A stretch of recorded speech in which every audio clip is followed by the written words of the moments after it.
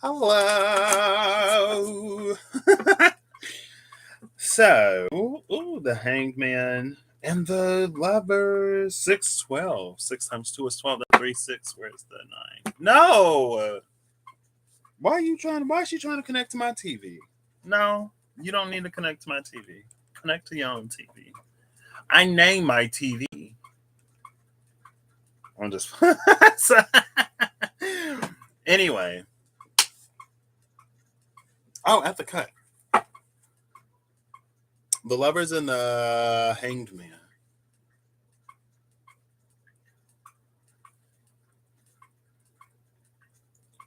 My emotion. I'm looking at that today. That makes me think of, I think it's the tree in the Mirror Truth Lenormand has that shape on it. It also makes me think of the Two of Pentacles because it was at the bottom of the deck just now. And in I guess the Toth or the Thoth or the Tot, that's not the Thoth, is it? Yeah, it is. Um, the snake around the Two Pentacles or whatever. I don't have the deck. I know in the SKT there's the Ouroboros around the Two Pentacles. There's the Hierophant again. I was just shuffling cards to see, I don't know, just the shuffle. And the Hierophant keeps coming out. But it feels like with the Chariot and the Devil. Well, when the Hierophant came out, at first the Devil fell out in reverse, and then the All Gifted came out upright. And I was like, oh, snap. And then at the bottom of the deck was the Emperor. I don't know if there's a change in Hierophant energy. Today has been an interesting day. Interesting interactions with people. It's been an interesting people day, like in passing day. Like I was going into work and some dude was, first of all, I went into work later today and somebody was leaving. And then I showed up at McDonald's because one of my coworkers was like, hey, like, can you bring some McDonald's if you're coming in later? I was like, yeah. And I got myself some. And he was like, oh, you brought me food. And whenever like I know that someone's like giving me a hard time or joking, but I'm like, well, what do I say in this interaction? So I'm just like, oh, this is like my breakfast. And then they're always like, oh, I was just messing with you. And I'm like, I know, but I don't know what to say. But that like set the tone in like a pretty awesome way. And then I went to go get gas with my mom. And we was at one pump. I think this is who I'm looking for. But I'm going to keep shuffling. I'm looking for Apollo today. That's why I'm using the Tarot Apocalypsis. But the dude was taking a while. He was like, oh, and then we went to the pump next to it. I'm just going to let it fuzz out.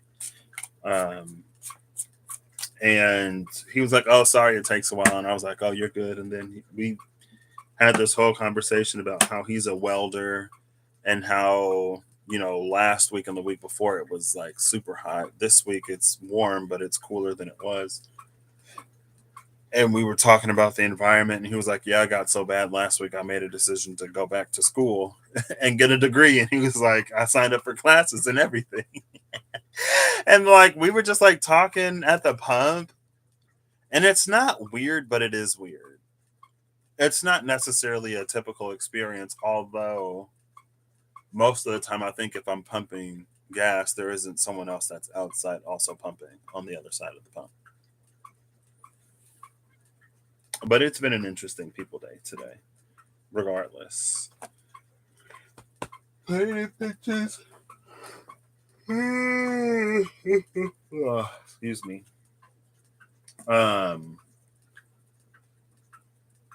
But anyway, yeah, it's an interesting people day today. They happen every now and then. I need some water. So anyway, I was at work today, as I am at least 5, if not 6 days out of the week. And I was minding my business when I had a thought, which happens. Well, I didn't really have a thought this time. I was collecting the water. And I was collecting at numerological number 3.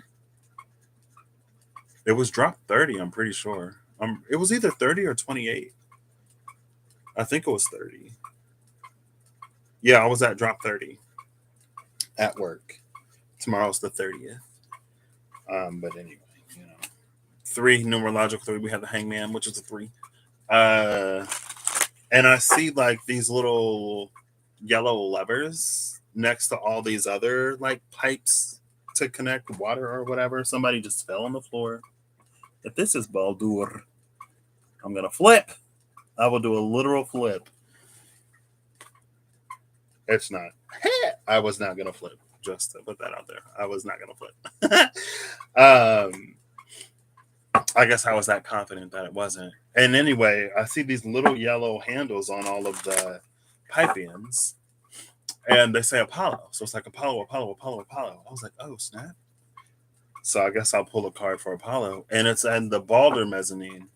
There's a mezzanine with like it's the one with the brightest lights, and there's a lot of Baldur on the machines or whatever. So I was like, oh, okay, we'll start there. So I got the Tarot Apocalypsis. I'm gonna look before and after Baldur, before and after Apollo, which I think is the Knight of Cups. It might actually be the King.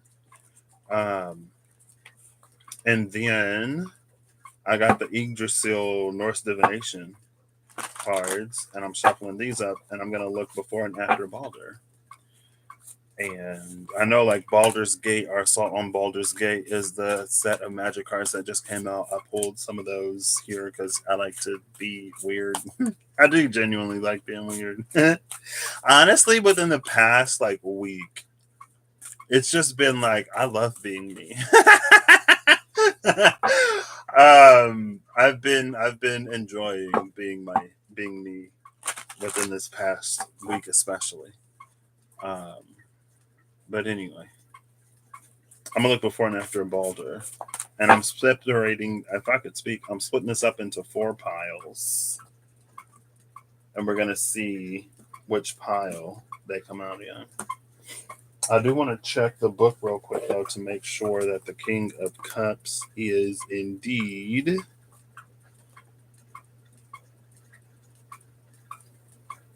Um, is that benign?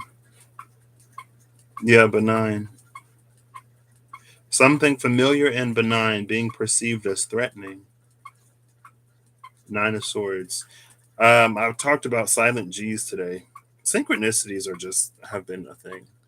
I was watching a video. There was some dude from Austria in the video earlier today. I was like, oh, he's kind of cute. Okay.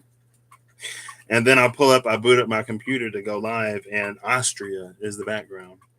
I was talking about the silent G in some words in Italian, or like Italian names, especially. And then someone was like, oh, like the silent G in benign. And then I was flipping through the book and I just see the word benign. We were coming down the street. There was this one truck that was super slow. My mom was like, oh, why are they driving so slow? Why are they turning? Like, she was like, why are they driving so slow? Why are they driving so slow? And then they go to turn. And she's like, why are they turning so slow? The last 3 digits on the license plate, 888. I go to Starbucks. I get my Trenta Matcha Lemonade Light Ice.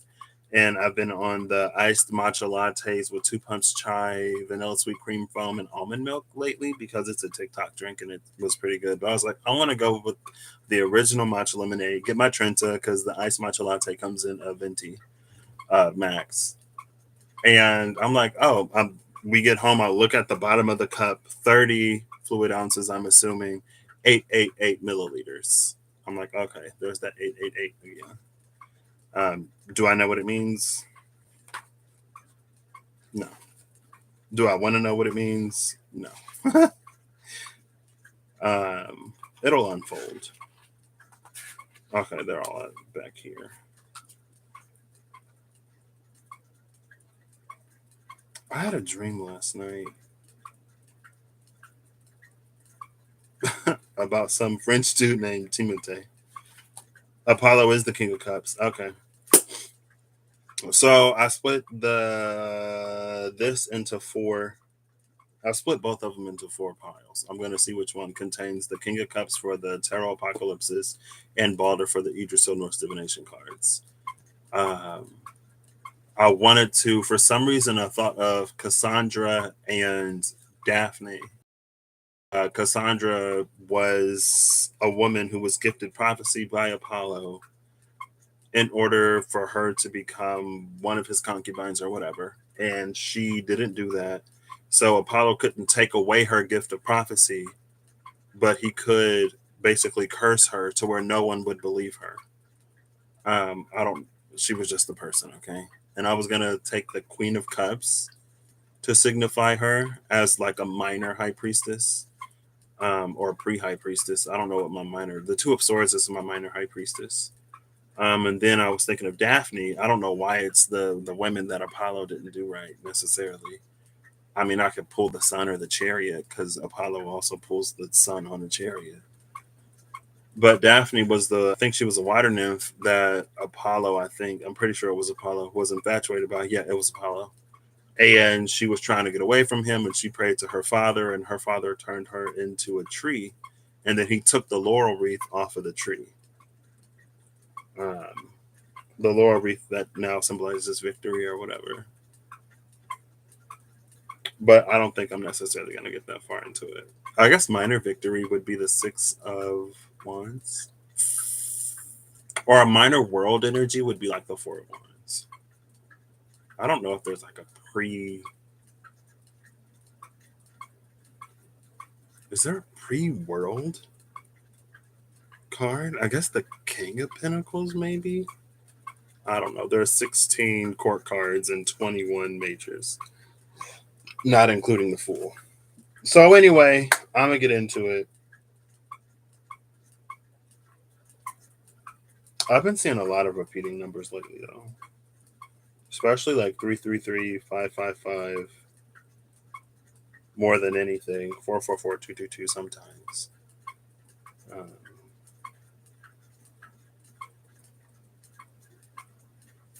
we'll just start here. Bottom of the deck is the Princess of Wands in the Tower. The Princess of Wands, the Tower, and the Two of Swords. I always look at three because that's just how I am. Is the bottom of this first one. This feels like a chess game. And he's playing chess in the Two of Swords. But it feels like a chess game because it feels like something that we desire or some action, something that we put out into the world creates a change. But that change leads to a certain course of events. And then now we have to respond to almost these things that we put in motion.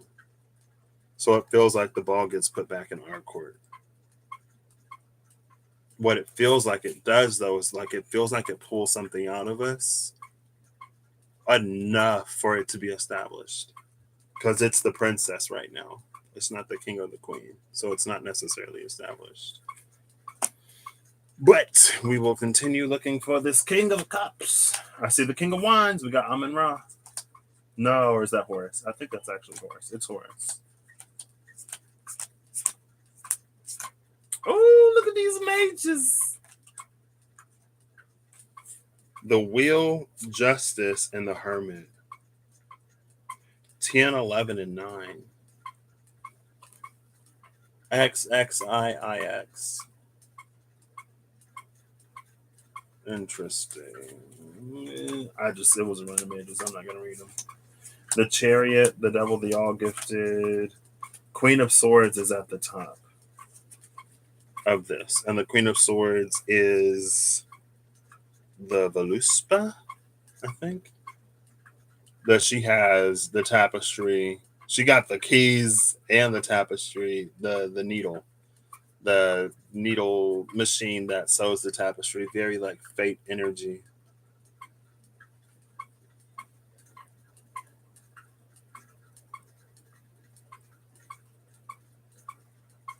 This is interesting because with those three at the bottom of there's the Six of Wands. That was my first pre-completion card, which is Apollo, right? That's Daphne. Um, But in the context of this, because Apollo, because Apollo is gifted prophecy, um, it feels like an energy of destiny. But it feels like we there's something that is for us to do that we run from. And so we seek a different authority in order to make sure that we don't have to do the thing that we are destined for.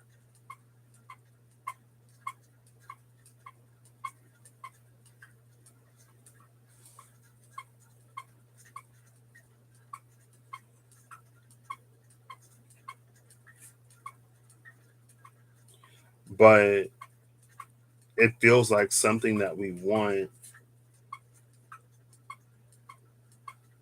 It feels like there's a certain point that we have to, like, there's something that we desire. And along the way to that desire is the thing that we feel for us that we may not necessarily yet be in a space of wanting to do.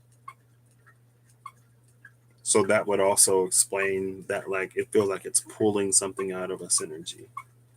Um, One second.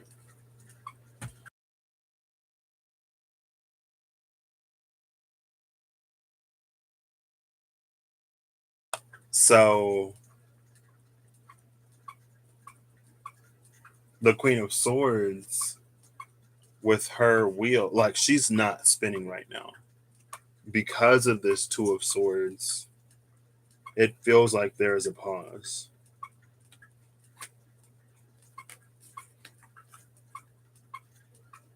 The Six of Wands implies that we'll eventually overcome it if we so choose. Um,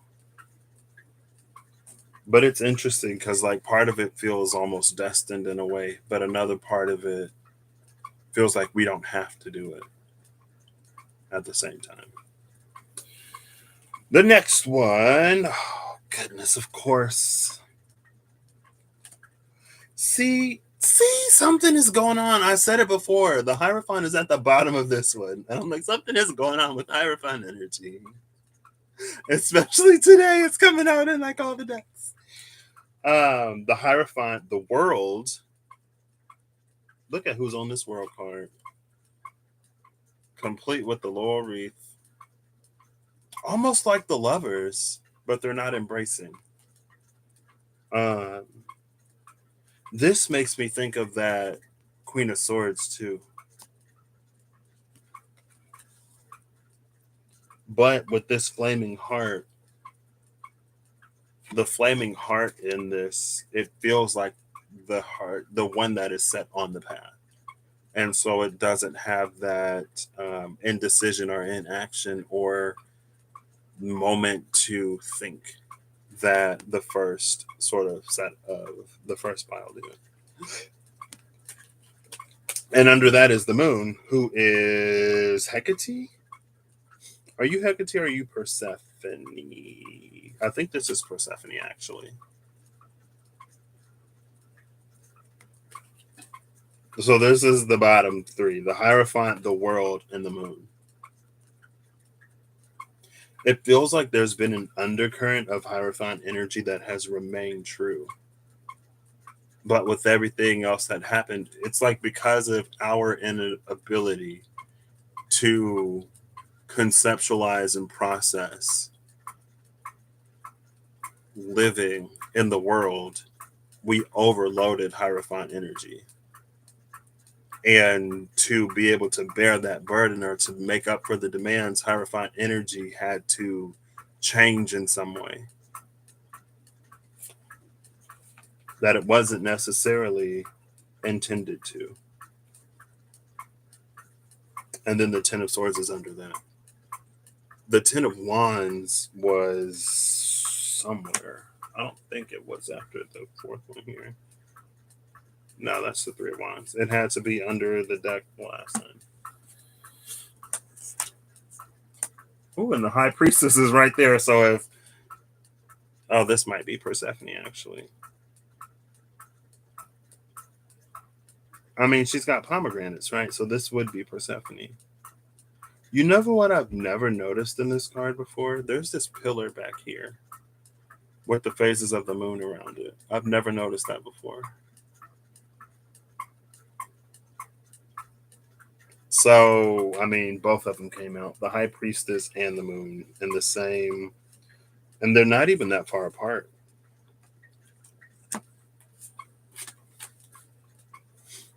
It's the moon, the Ten of Swords, the Two of Wands, and the High Priestess.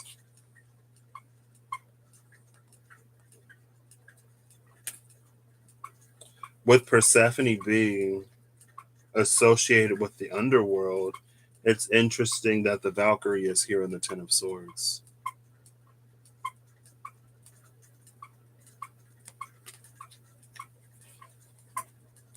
Okay. Anyway.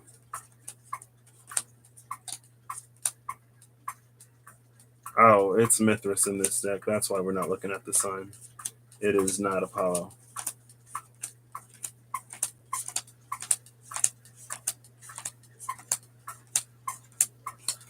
Ooh! And guess who's at the bottom of this one? It's the King of Swords.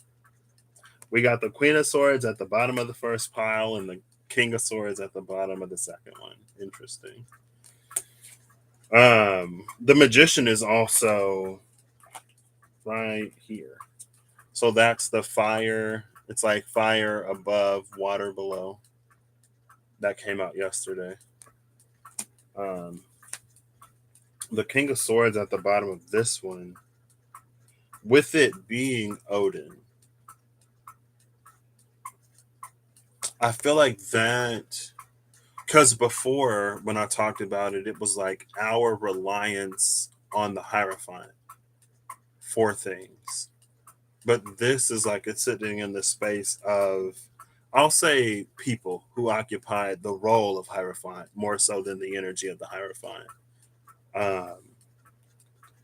People who occupied the title and the role of Hierophant, how it's like it's when I went to Holy Island. Um, it's almost like how, especially in certain times and areas, even still to this day, I'm sure, how we reconcile faith and spirituality against living, especially when our lives are threatened. It's like there were monks at the priory that had to take up arms to defend that area. And so, especially with Odin, it's like it's the pursuit of knowledge for a purpose, for a reason. It was to prevent Ragnarok or to win it. It was for this battle that was coming, which is, again, it's interesting how the Ten of Swords, the Valkyrie, shows up here. And we see the crows in the back, but the energy today, it's almost like if Odin had seen any other way, then he wouldn't have done what he did.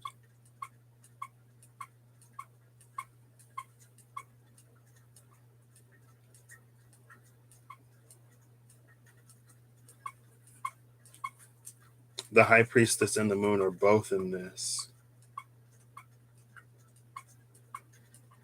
It makes me think of the title card and how I said sometimes, like for me, the title card is live life and find out.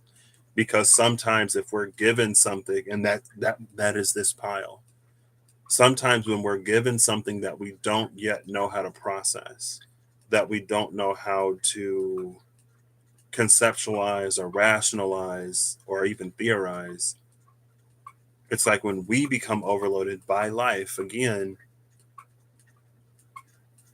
we kind of sort of not reach for anything or grasp at anything, although we can.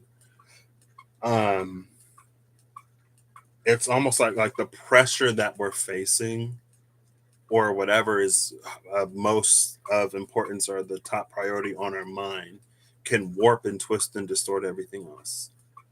Just in the sense of like, is this going to help me do what I'm doing right now? Yes or no? Or like, how can I get this to help me do this? And so sometimes like we can do the twisting in order to meet or to try to set to have a goal like fulfilled. And it's almost like it would have been better for Odin to not get any of that knowledge and to face Ragnarok and in the moment make choices and decisions. Like it would have been better for that to happen than for him to go down the path that he did, know all that he knew, and still not be able to resolve it. Because it's almost like, Fenrir wouldn't have been chained up, Jormungandr and like Thor wouldn't have been, I don't want to say bred or groomed, conditioned, trained. Thor wouldn't have been trained for this battle with Jormungandr. It's like the weight of Ragnarok was with the gods, the Aesir, for however long until it happened. And so it feels like there was like a joy or a purity of life, or there was the other side because it's the moon. We only see one side. And even in this high priestess, none of these moons are full. They're all crescents. If you look at it, right? They're all crescent moons. Now it won't focus, but none of them are full because everything is sort of eclipsed, obstructed by the looming threat of Ragnarok. No matter our position, we still don't really see or feel beyond that.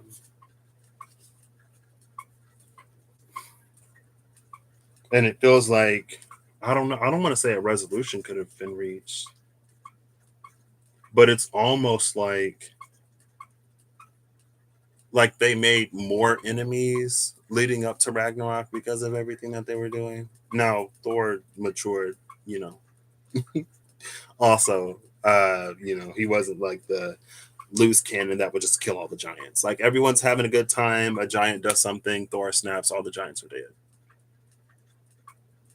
And it's like, okay, well, when Ragnarok comes, their family has vested interest and reason, like they already had a reason because of Ymir. But it's almost like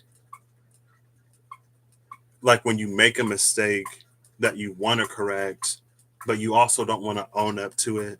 So you keep making mistakes, and it's always like just one more time, or it's like spinning a web of lies. If you tell one person something, you kind of sort of have to keep going with it.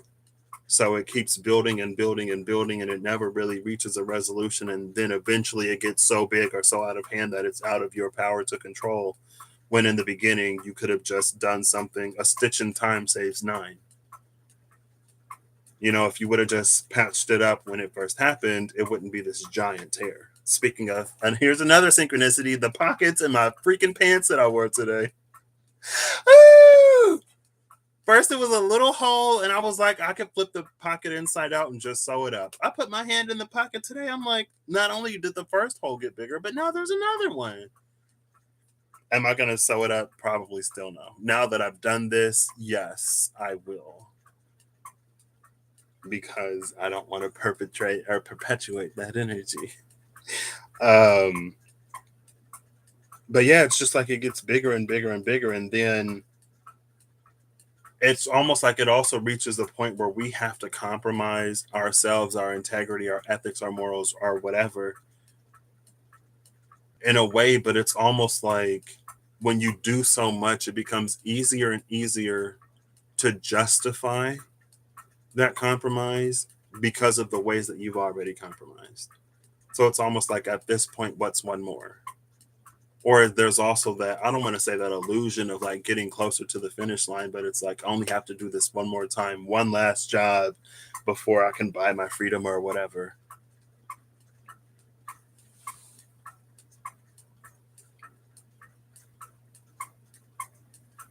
But again, it's almost like it's hard to put too much blame or too much fault because of the position that Odin was in, because of the position that we're in as we're living life and doing the best we can, you know. Sorry, Beyonce, like, You Won't Break My Soul just came into my mind. I'm like, okay, we're not going to go there. So the third one, let's see. I also love that I have the Yggdrasil Norse divination cards because swords in this deck is Norse. So I'm loving all the Norse influence sitting at the bottom of the deck before I head down to the Idrisills because this is giving us some context for where Baldur is, I guess. I don't know. The third one, again with the majors, the Hanged Man, the Seven of Swords, and the Ace of Pentacles.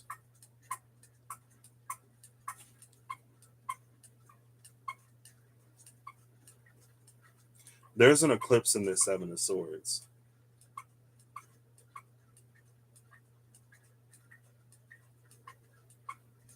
This almost feels like it feels like an attachment to things that drain us or an attachment to things that keep us from living the lives that we wish. Like this, the cornucopia, flourishing, fecund energy of the Ace of Pentacles, it feels like it's being eclipsed because of the things that we hold on to. And this Seven of Swords in particular, for me, it has this feeling of like,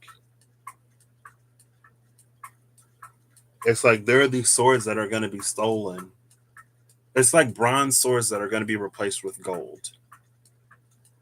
But it also feels like the thing is already perceived as missing because the blacksmith has already set out to make what has been taken. But it feels like, I mean, and then the next card is the Ace of Pentacles. When the eclipse is over, when the moon passes from in front of the sun, the blacksmith is going to find something of far more value than what he lost.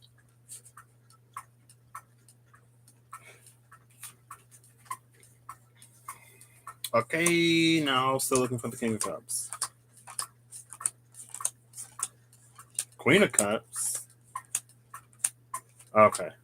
So the King of Cups is going to be in the fourth pile. Of course. I read all three of these. I probably would have stopped if I had found him sooner. But we do. So we were on brand with court cards, but we switched suits to this Princess of Cups.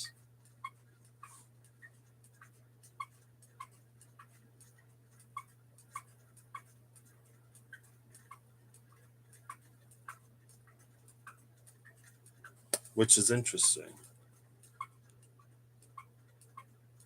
There's a lot of butterflies, there's a lot of transformation here, but it makes me think of the mice in the Lenormand because it feels like it's a lot of little changes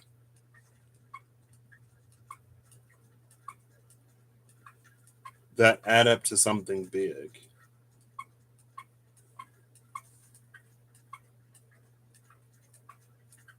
It's also interesting that these little candles are here. She's holding these like tiny candles. You can kind of see them. I don't know if it'll focus. Right, there's her. There are the little candles that she's holding. I almost want to see who this is. Cups are Greco-Roman. I think they're Greek, though.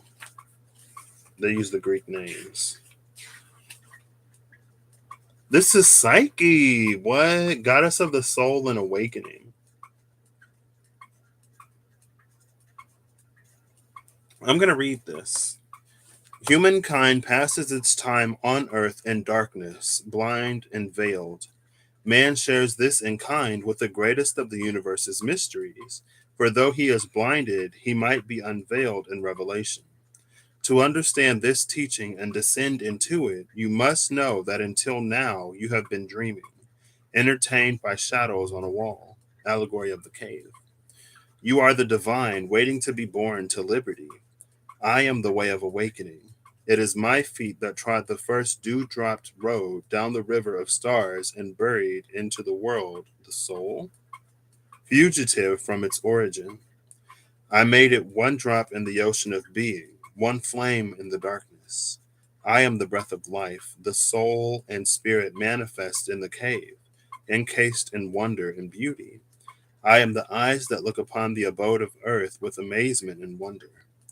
I carry within me all joy, pleasure, and vision, for like you, I am a mystery enshrined in the temple of flesh, and the universe does not end at my skin. I, in my wonder, found awakening, and in the darkness I held out a flame to behold the divine.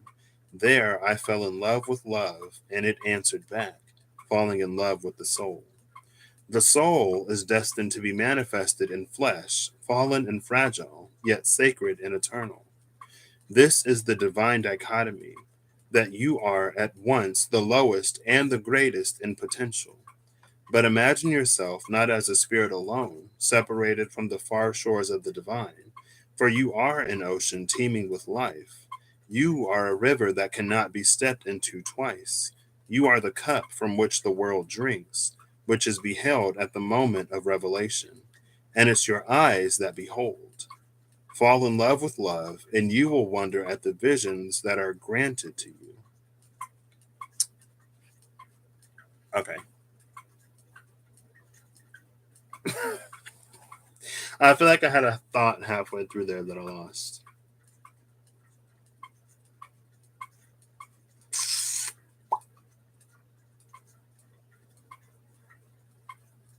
I'm trying to think because I know I've heard Russ talk about Cupid and Psyche before. Yeah, she couldn't look at Cupid because he was a god. She couldn't look at him in his true form, and she was like, "I want to see you," and he was like, "No, like you shouldn't." And like, oh girl on Supernatural, when Castiel was like, "Don't look at me," but Dean was like, "There's something following me. I want you to see it," and she saw Castiel in his angelic form, and her eyeballs burned out of her sockets.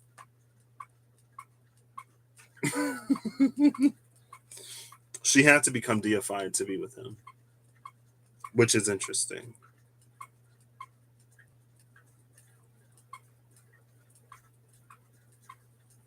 The soul is destined to be manifested in flesh, fallen and fragile, yet sacred and eternal.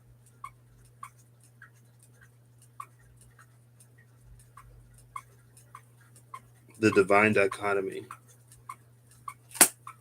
What was the beginning of this?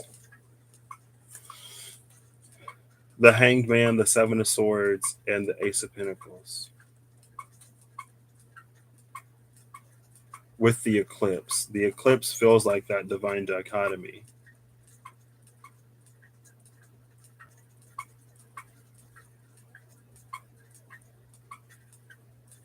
So, the Hanged Man is the realization. It feels like there's a body soul Rahu Ketu thing kind of sort of going on.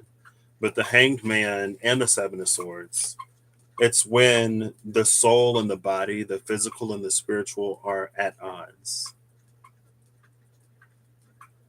Is he tied up in this one? Nah. Well, he has these wreaths. Oh, yeah. Well, he's suspended from the top. But then there are these wreaths around his hands.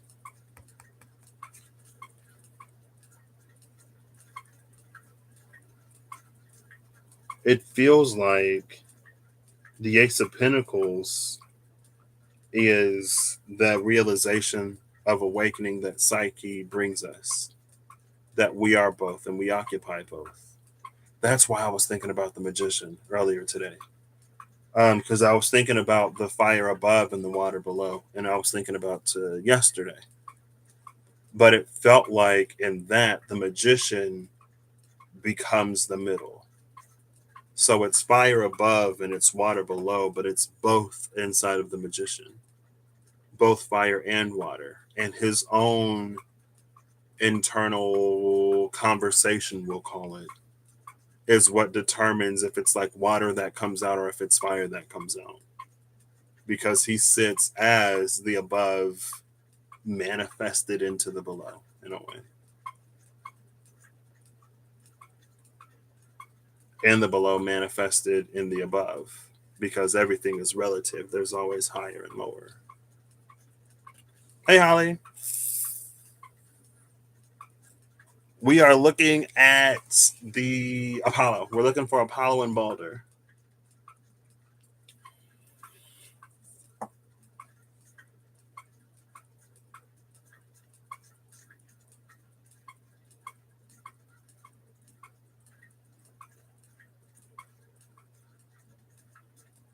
So maybe this is the beginning of that. Oh, did I show y'all the Ace of Pentacles again? It feels like this on the inside of the pentacle. It feels like it's this harmonious. It feels like the body and the soul are in this disharmonious, almost repulsive energy. But this is when the body and the soul are doing like this dance, and they're like spinning around each other, and there's like a resonance between them. And so when they're in resonance, they create like their fields amplify each other rather than in discord, their fields like fighting against each other and decreasing as a result.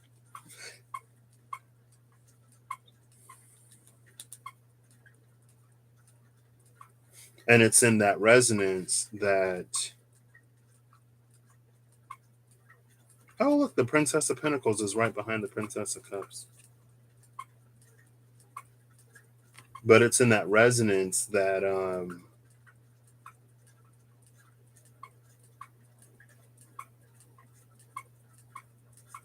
some connection to life is born. But like, well, they said fall in love with love, but it's like a capital L life.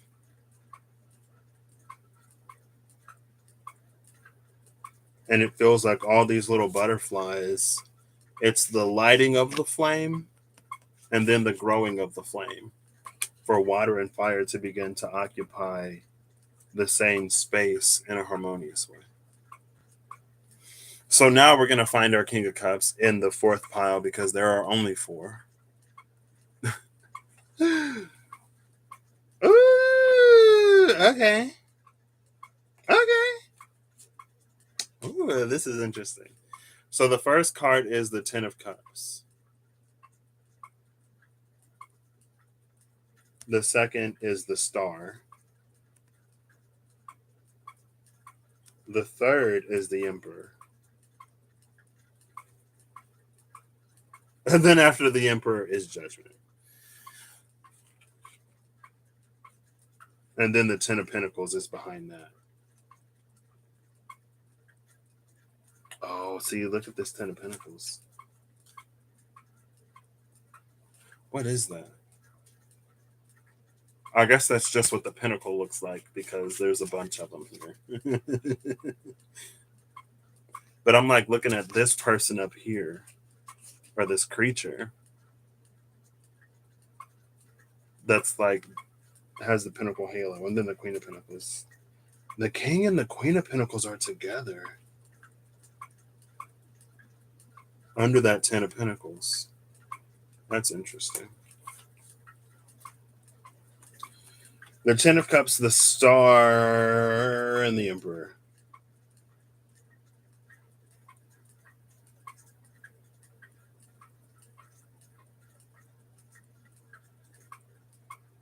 This Ten of Cups makes me think of the Eight of Cups in the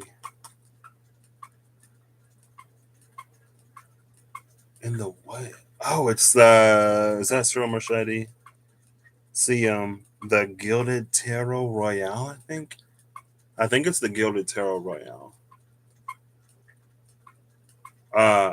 And it was like in the on the capital I side of the capital I versus the EYE. It was like the steps that we go up to reach that new world or whatever. Because it's these cups that go like further and further and further back. Now this could be like the healing of generational curses, or it's like the healing that we do or the work that we do reverberates through our bloodlines and ancestry forwards and backwards, and it's something that is resolved within us that releases whatever was being held or withheld. This could also be our energy centers.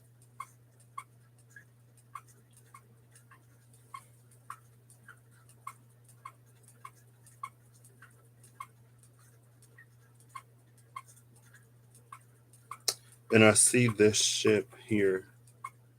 This almost makes me think of Odin again.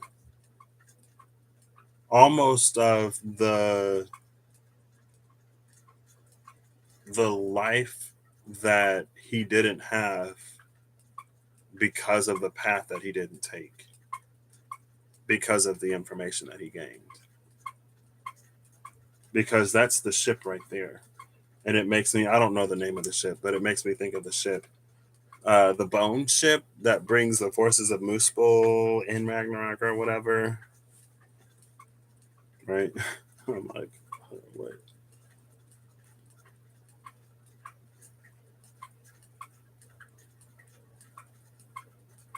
But it's almost like in this, there would have been no reason to, there would have been no reason for that to happen. And then we have the Emperor, which is tyrannous. And then we have his goat.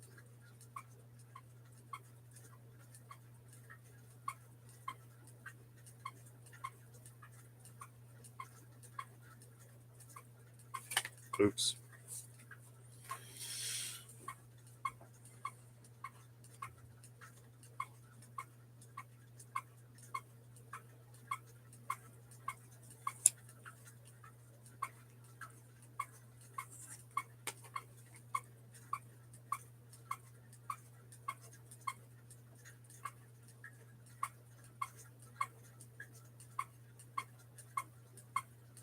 There's a very like elemental energy here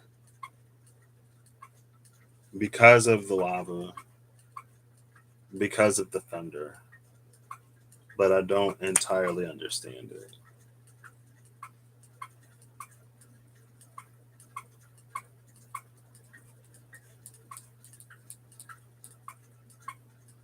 Because I guess my brain is like, well, where would Thor be if there was no Ragnarok? What would his trajectory have been?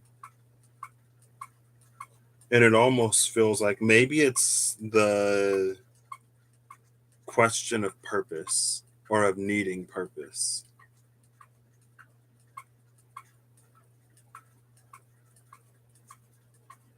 Because again, it's almost like because of the threat of Ragnarok, Thor had to mature.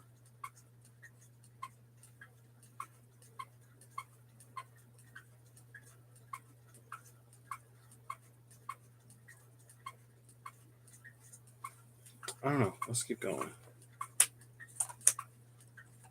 Apollo is here, so we got the King and Queen of Pentacles again. So and the King of Cups is going to be in this. Here he is. Oh gosh. Oh gosh. Oh no. So after the King and Queen of Pentacles, it's the Ten of Pentacles, the King of Pentacles, the Queen of Pentacles. Then we have the Three of Swords, and I was like, oh, see. And then it's the King of Cups, and then it's the Nine of Cups.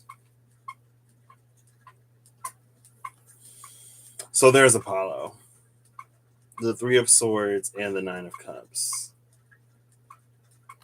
And then after that, it's this Prince of Cups with the Eight of Swords. But the Prince of Cups is Eros for our psyche.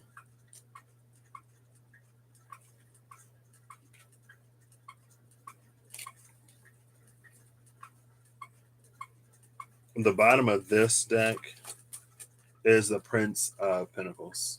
The bottom of this pile. What's most interesting is we got a king, a queen, a princess, and a prince at the bottom. Queen of Swords, King of Swords, Princess of Cups, Prince of Pentacles. So no representation from the Suit of Wands, but every position in the court represented, interestingly enough.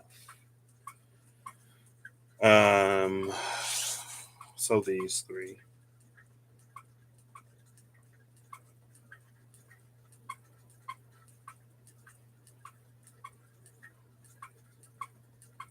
It's almost like it's because, again, with the threat of Ragnarok, it's almost like because of experiencing things that we don't want, we know what we do. It's very much like to appreciate the good in life, we have to experience the bad almost with the Three of Swords and the Nine of Cups.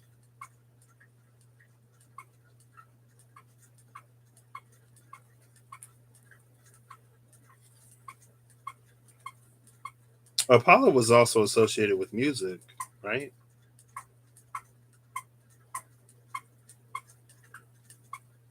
We'll read Apollo.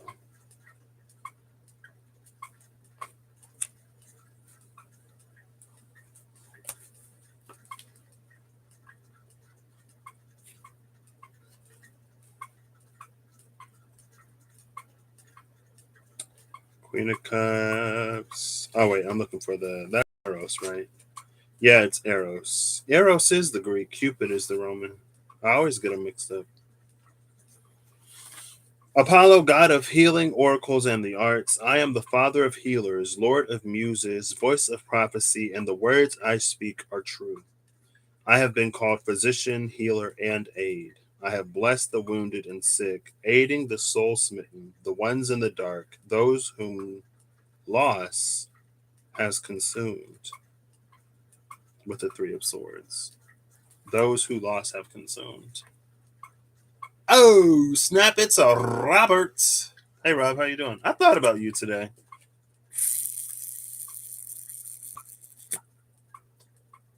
I don't know why. Maybe my brain was just like, Rod. I was like, oh, okay. I don't remember. No, I don't remember. How are you doing? How's the move? Getting there. Oh, snap.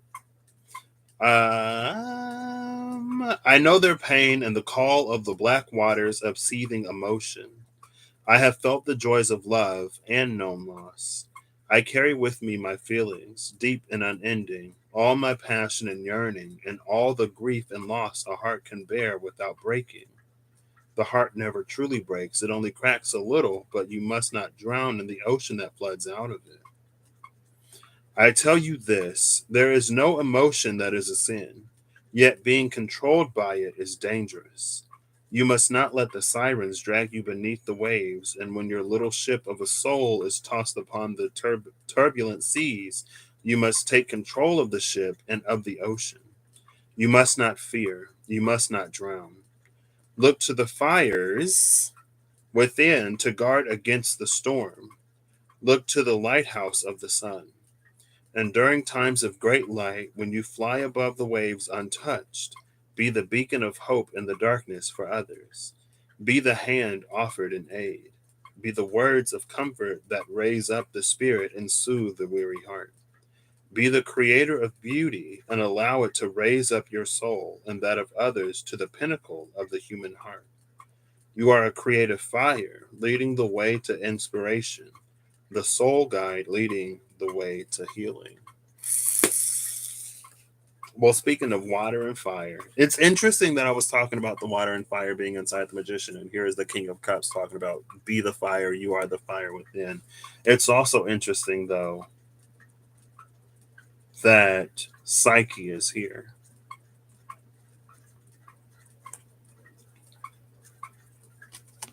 with the candles. I mean, those are the smallest light can illuminate the darkness in a room or whatever the thing is, right?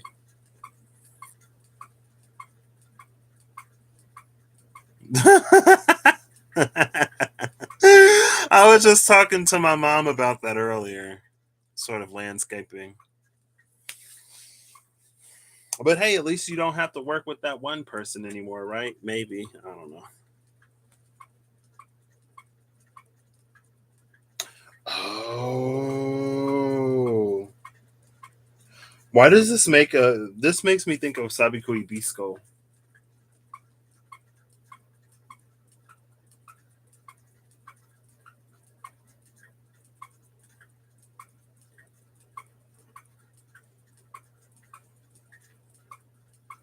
Because look, there's something growing up here.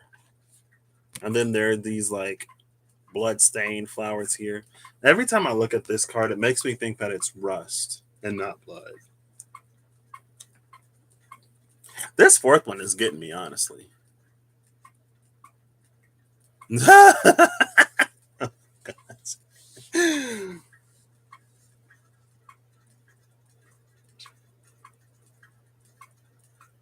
So we have our King of Cups, Apollo.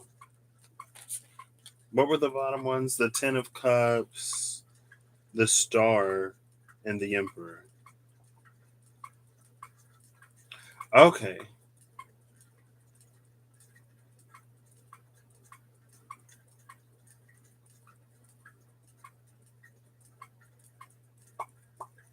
Did it talk about the storm? It did talk about storms. That's what made me think of this.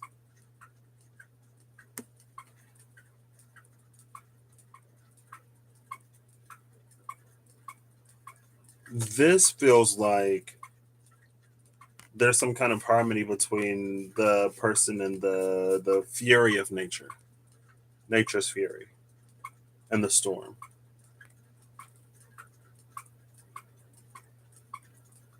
Like it's able to channel it in a way.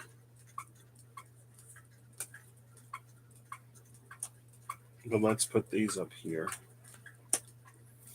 Nine of Cups, Three of Swords.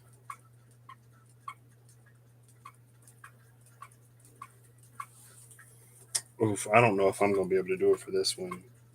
So we have Njord, Ymir, and Heimdall. Njord, Ymir, and Heimdall are the bottom of the first Yggdrasil stacks. You always thought Apollo was the best of the Greek pantheon. Apollo, the one who cursed Cassandra and made Daphne turn herself into a tree and then still wore her after like she literally went to her dad to get away from him. I mean, Apollo was not as problematic as Zeus, but I don't know if anybody in the Greek pantheon necessarily escaped um, questionable decisions when it comes to those of a lesser sort of power than them. Yeah. You did say the best of the pantheon, so I'll give you that. That's fair. That's fair. The best of the pantheon, yeah, definitely the better of them. Njord is economy and revenue. Ymir is creativity, novelty, artistic struggle. Heimdall is gateway, opportunity, and warning.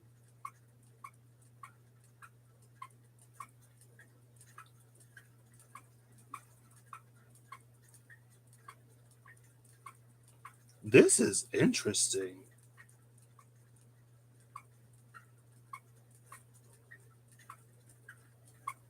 This feels like going off of the divine dichotomy. It feels like the soul is not the body and the body is not the soul, which is interesting because if we think about Ragnarok, or at least because like the way I've always followed the narrative is Vili, Ve, and Odin kill Ymir and make Midgard, and because of that, and because they killed other giants, things lead to Ragnarok. But this feels like what was killed was Ymir's body, but Ymir's soul sort of like lived on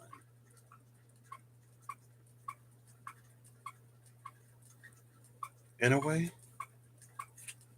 Because like both of these characters feel like Ymir. Like both the giant and this man or whatever.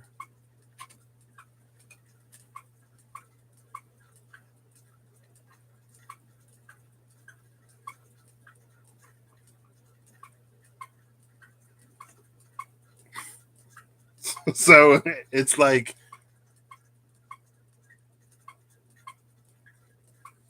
Because again, it's almost like if things didn't continue to escalate and escalate and escalate, if Odin would have stopped early, everything could have been prevented, or a different course could have been followed.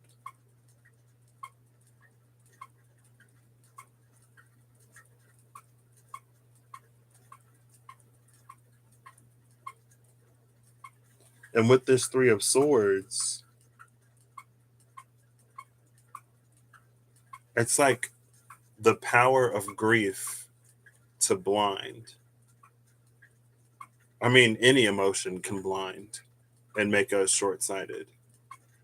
But that was the thing in the King of Cups, right? It was like to feel an emotion isn't a sin, but to be consumed by it can be dangerous or something like that. I don't know. We're looking for Baldur.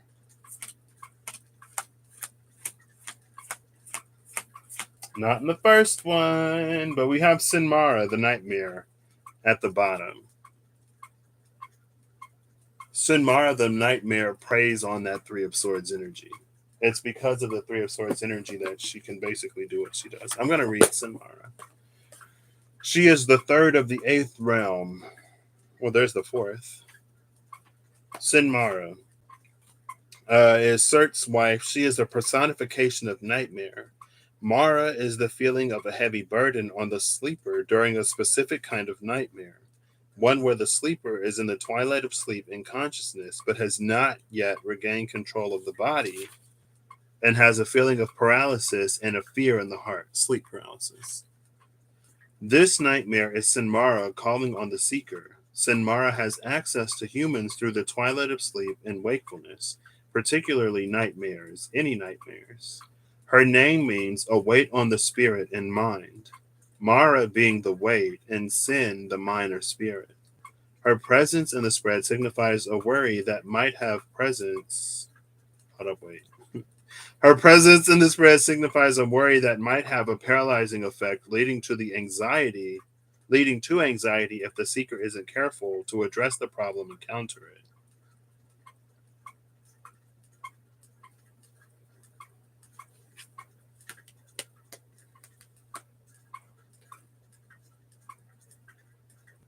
A weight on the mind and spirit.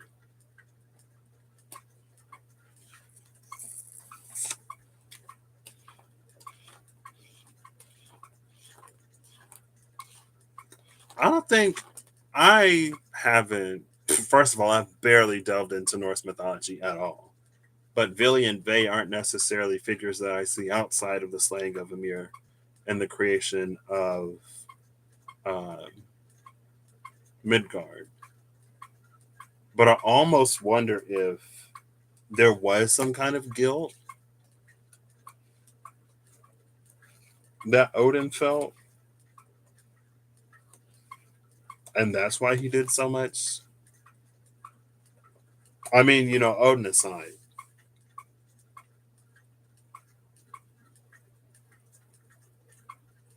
but Apollo is the master healer in a way that Apollo was interesting as compared to Chiron, because Chiron is also a master healer within the same pantheon, but Chiron couldn't heal himself. Chiron got really, really good at healing other people because he couldn't heal himself, because of everything that he tried for him that failed. And it's because he was afflicted that he became so good. But the same isn't true for Apollo. So it feels like Apollo doesn't have that, at least here, Apollo's energy doesn't carry that same inability to heal oneself. I feel like it also doesn't carry like the need to personally suffer to be able to help another, because Apollo was never wounded in the way that Chiron was.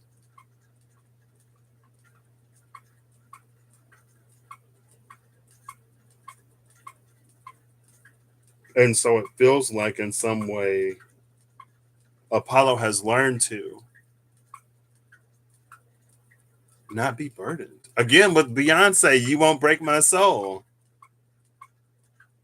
It feels like Apollo is immune to Sinmara. There is no weight that Sinmara can put on the spirit or mind of Apollo. Like, there is no burden that she can put on him that would have any weight.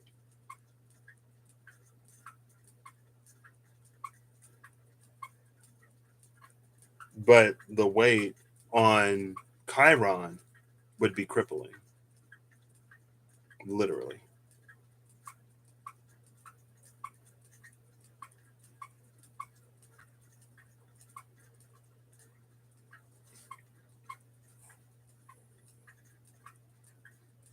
But again, with this, it feels like there's a misunderstanding anyway.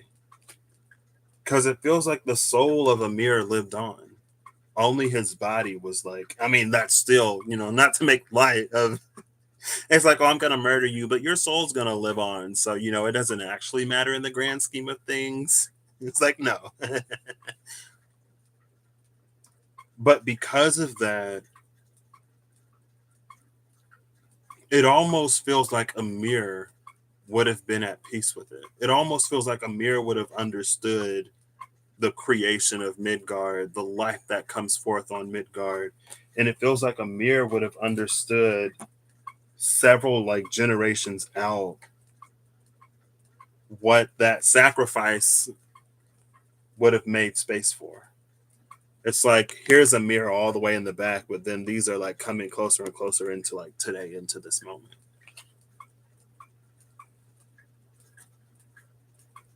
And I almost wonder if the giants would have understood that as well. But the Aesir like kept killing the giants. So then it reaches that point where it's like, okay, well, we ain't gonna let y'all just like kill us and make us extinct. So we're gonna have to do something. So now Ragnarok has to happen because Odin is like, oh. See, but again, that's title card energy. It feels like that's what is liable to happen when we receive a prophecy that we're not yet ready. Also, Apollo, I mean, Odin is associated with prophecy, but it feels like Odin is associated with prophecy because of his sacrifice. So just like Chiron became the master healer because of his wound, Odin became associated with prophecy because of his sacrifice at Mimir's well. Because of Mimir, because of the threat of Ragnarok. Apollo has prophecy. Apollo has healing. It's like it's part of Apollo. It's like he was born that way. It's not Maybelline.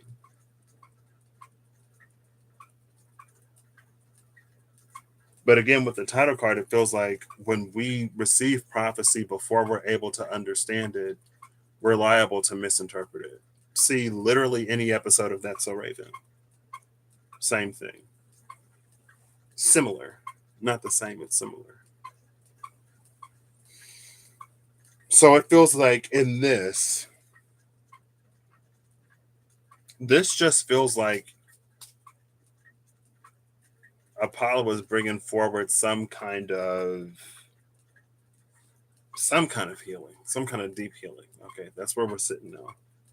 And it feels like it might be a healing that has see, I love that the Queen of Swords is sitting under this. The queen that's not spinning. Because now I almost wonder if it's like we're spinning out. It's like we're doing all this stuff that isn't even necessarily, it's not that it doesn't matter, but it's like, again, with the Princess of Wands, the Tower, and the Two of Swords that was at the bottom. Because again, it's the Princess of Wands, it's not the King or Queen, so there is a short-sightedness in her naivete.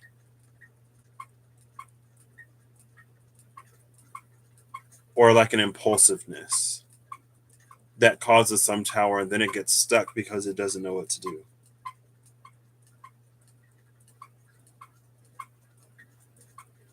And in that, it feels like, again, Sinmara has opportunity because of the lack of sort of clarity. But with this Queen of Swords just sitting here,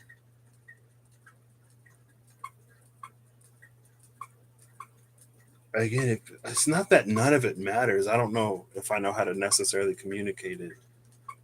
But it's like, okay, if there is a 3-leg journey that we're taking, and let's say we're traveling from Austria to Berlin to Cambodia, countries ABC. Um,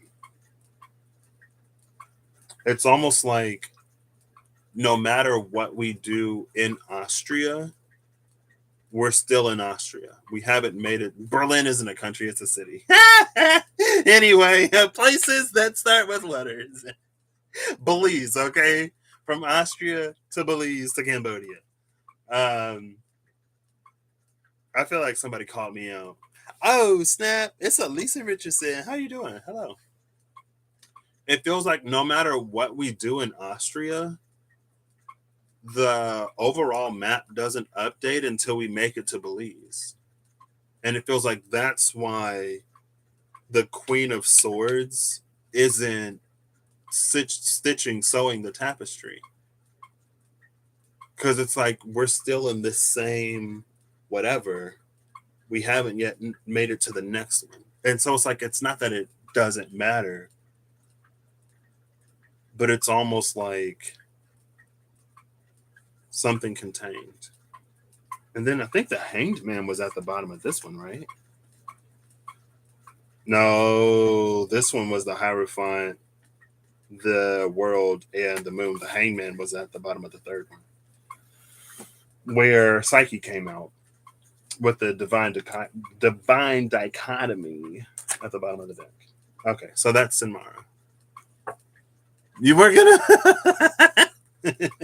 Thanks, Rob. Now we have Eichenskuld, Nana, and Jarl and Erna. I'm not rolling any of these R's. Eichenskuld, Nana, and Jarl and Erna. So Eichenskuld is guarding the treasure. Nana is steadfast in loyalty. Jarl and Erna are ambition and collaboration. Look at the keys on Eichenskuld. See, she had keys.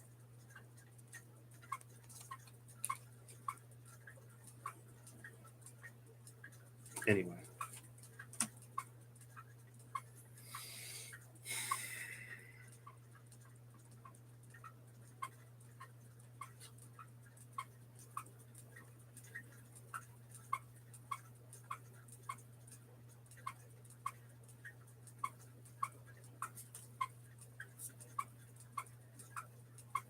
Oh, look, here's the ship. Ambition and collaboration is the boat that would have been. I'm just like looking at Apollo and Baldur. So it's whatever comes out mostly because I was at work and I noticed Apollo on the Baldur mezzanine. The Baldur mezzanine is because the machines say Baldur, Baldur, Baldur, and all the valves said Apollo. It's interesting because Apollo was coming in with the healer that didn't have to be wounded, the prophet that didn't have to sacrifice, and all of the valves were off because nothing was connected to those pipes. So anyway.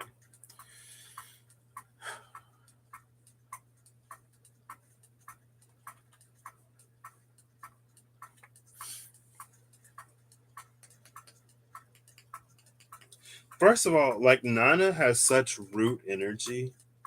It feels like all of these are roots all over the place. That's what I noticed with her. It feels like Eichenskuld is in a desert. It almost reminds me of, is it the cave or the caverns of Agrabah where the genie's lamp was in Aladdin? I don't even know if I've ever seen Aladdin all the way through, but I played the super hard game on the Sega question mark back in the day. The one that was like impossible to beat back when games were so difficult that like nobody beat them. You just play as far as you can, get frustrated, and start all over. Back before memory cards were a thing, but you get passwords to unlock levels anyway.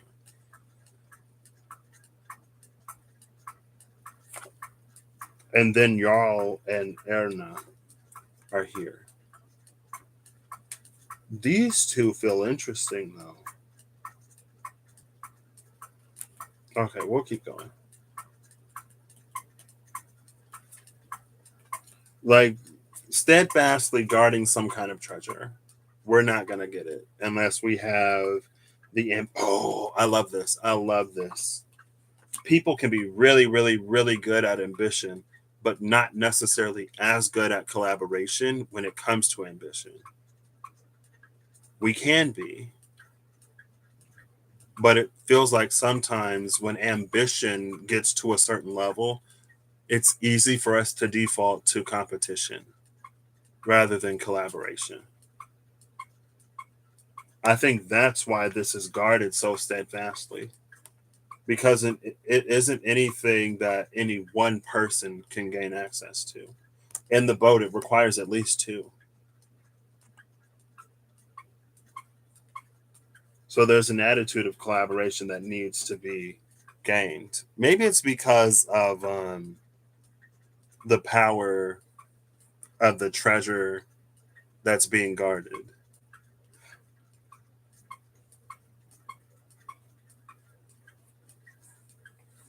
Okay.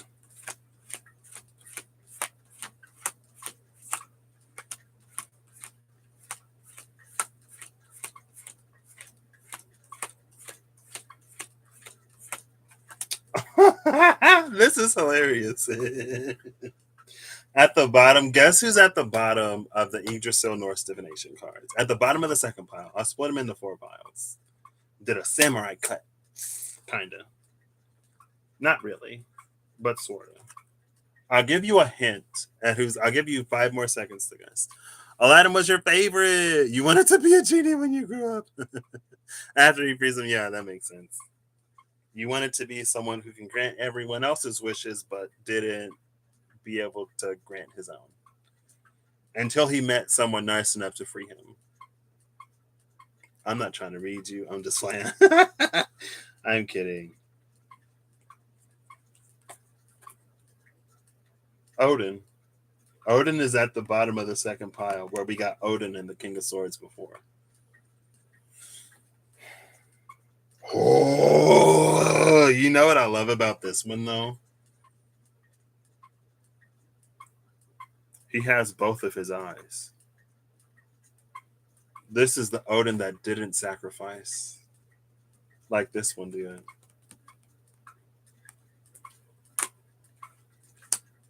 So the Sinmara that can't put any weight on Apollo because his is a soul that can't be burdened. It's a mind of steel. We have the Odin that didn't sacrifice because he understood that Amir was whatever question mark. See you, Lisa. Have an excellent night and the sweetest dreams.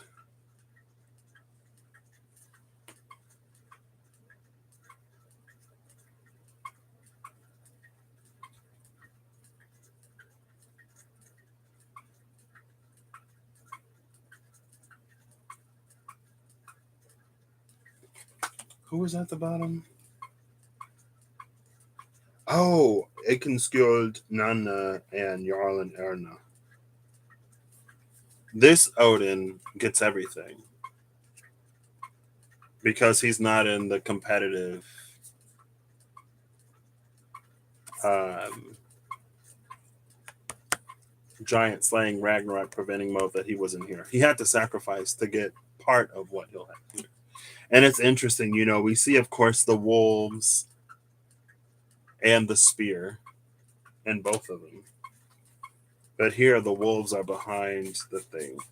I don't know. He didn't have to use them.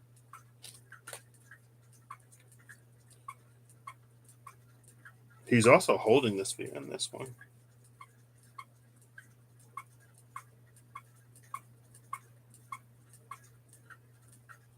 For some reason, I don't know why, it feels like Mimir still has his head. Like this is some random skull. It's not the head of Mimir. There are all of these like with Thor.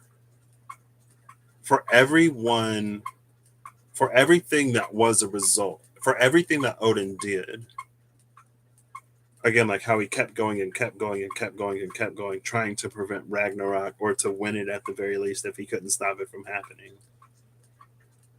Like Mimir's trajectory changed, Thor's changed, a lot of people's changed because he brought everyone into that mess to try to prevent and or win Ragnarok.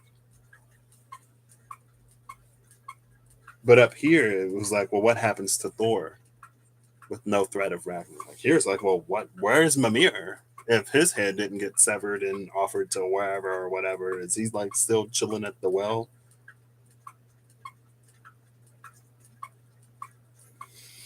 Odin is omniscient, wisdom, poetry, and language. I love the artistry that he gets. Honestly, these are going to be harder to pull from because I'm like,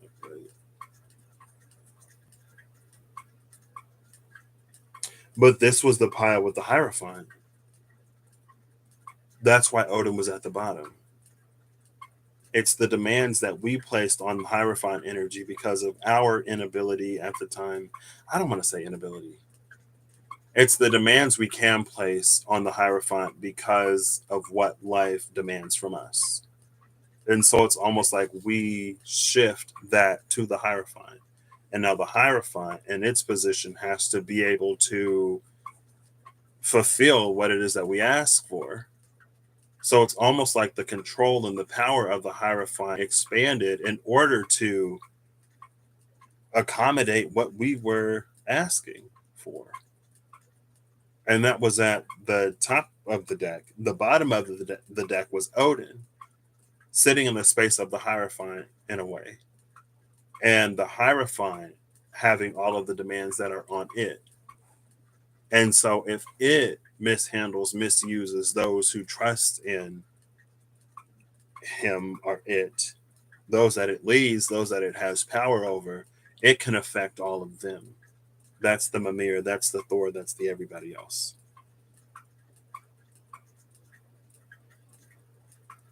But it feels like Hierophant energy today is like turning around or something. I don't know.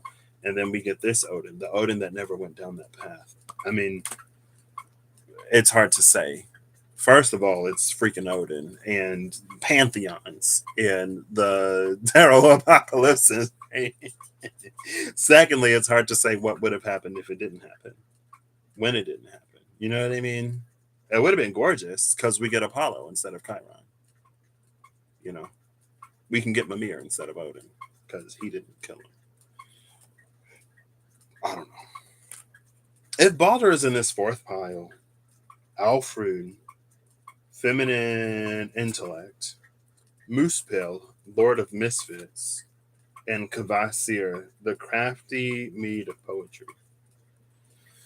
Kvasir was created from the spit of all the gods and goddesses, and he has to serve them. He has to do whatever they say. Alfrun, feminine intellect, she goes between Midgard and I don't think it's Alfheimr. She goes in and out of Midgard. She has a summer home in Midgard. And then Moospil, the one who leads the charge in who heads the fire giants in Ragnarok. Odin versus Moospil and their armies, essentially. The husband of Sinmara, who's at the bottom of the first pile. Moospil has Sleipnir, Odin's horse, somewhat immobilizing Odin because he has the horse.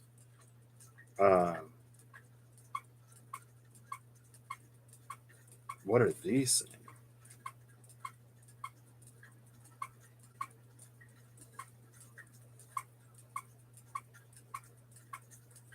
I don't know. I feel like the deeper I go into this, the more difficult it becomes.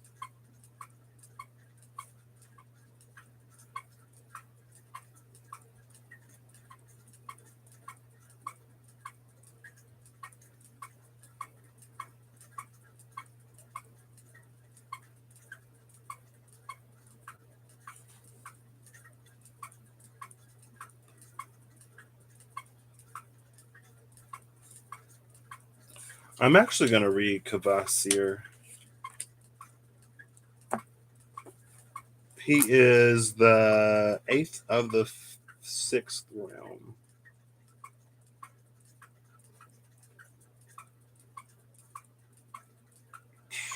Hold up, that's six. Is he the sixth of the eighth realm? Oh yeah, he's the sixth of the eighth realm. That's Muspel. Sorry, the sixth of the eighth. There's Kvasir.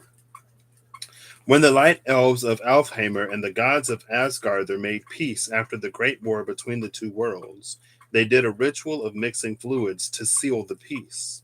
They spat in a bowl and created the creature Kvasir out of the mixed spittle. Kvasir is described as the craftiest of creatures, but his life was cut short.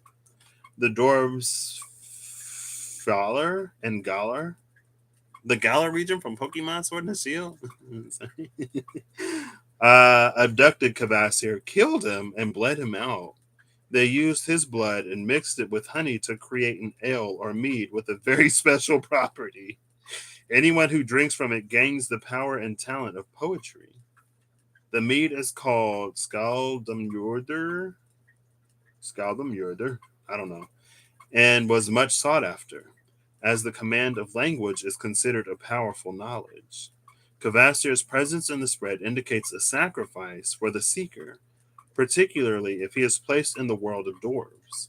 In general, the card of Kvasir symbolizes unity or a treaty that ends conflict, particularly if it is placed in Alsgard or Alfheim or Svartalfheim. It symbolizes the command of language and great eloquence if it is placed in Midgarder. Note what the command of language and poetry. Note that the command of language and poetry is the most coveted power of gods and humans. It is considered a supernatural power.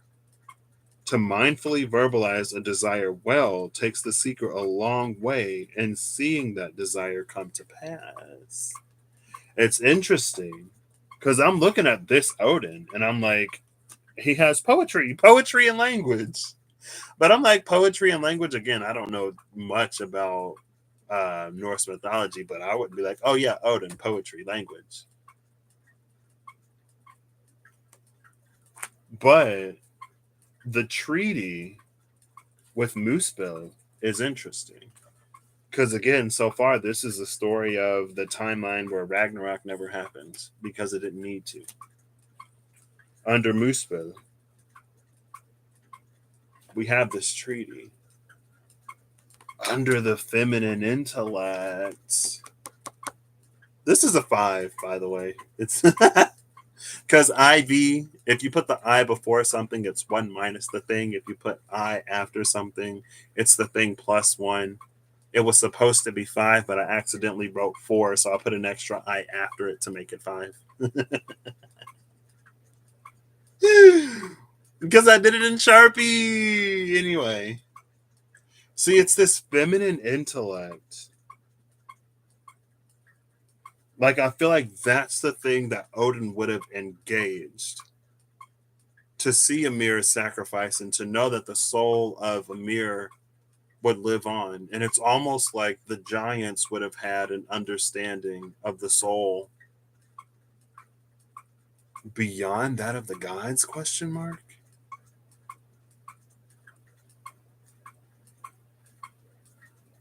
And so it's almost like they would have known that Ymir's not gone. And again, like though we may weep the body, we know that the soul lives on. But old Odin was like, oh snap, like we're gonna create Midgard, we gotta protect it. We did this, they're gonna retaliate, blah blah blah blah blah. And then it's like it increased. He like I don't want to say like stacked up his transgressions and trying to cover that.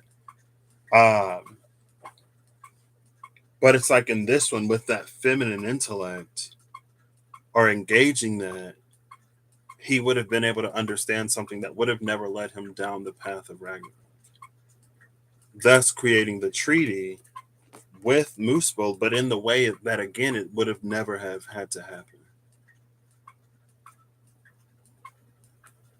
And with this Odin, it's almost like, well, maybe Odin wanted the power of the Light Elves to help him in Ragnarok.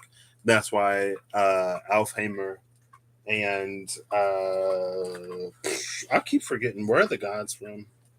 Whatever, the war between the Light Elves and the gods would have never happened because he would have not needed that power to help with Ragnarok. Again, a lot of things happen because of Ragnarok. And that's the thing with the page of or the page of wands, princess of wands with the tower and the two of swords. It's when we can be blinded by our own ambition or blinded by the thing that we seek that we don't pay attention to everything that we cause to transpire and happen. How we affect other people's lives in the world in very real ways. But from a certain perspective, it can be seen. We can see it as justifiable. The ends justify the means. When it's like, does it really? And then maybe later in life, we get, as we age, as we mature, more so than age, it's like, I didn't necessarily have to do that. If I could have not done that, I would not. But I had to learn. But anyway. Yeah, okay, that's what I thought. Okay. So, still looking for Baldur. Baldur is going to be in the fourth pile, just like Apollo was in the fourth pile. He's not in the third one. At the bottom of the third one, this is interesting. But it's interesting that instead of it being like 1, 2, now it's like 2, 3, because we get Freya at the bottom of the third, where we had Odin at the bottom of the second. Interesting. Love, fertility, and sexuality. We have love, fertility, and sexuality under Psyche telling us to fall in love with love. She is the third in the first realm.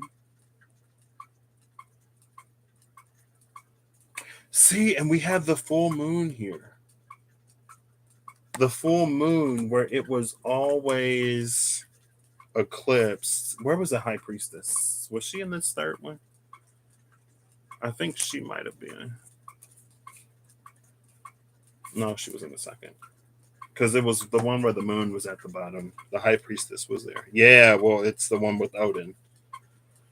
Because in the high priestess, it's like because the column eclipses this light, all of those moons, like none of those moons are full. But here, she's sitting with this full moon.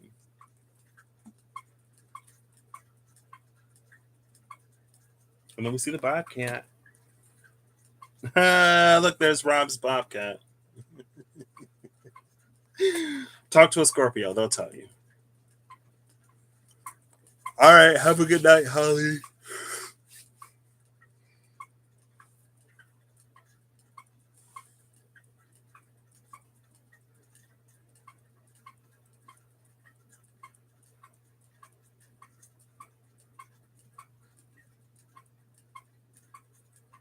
Baldur is the child of Freya, question mark. And Odin, question mark. Baldur's parents.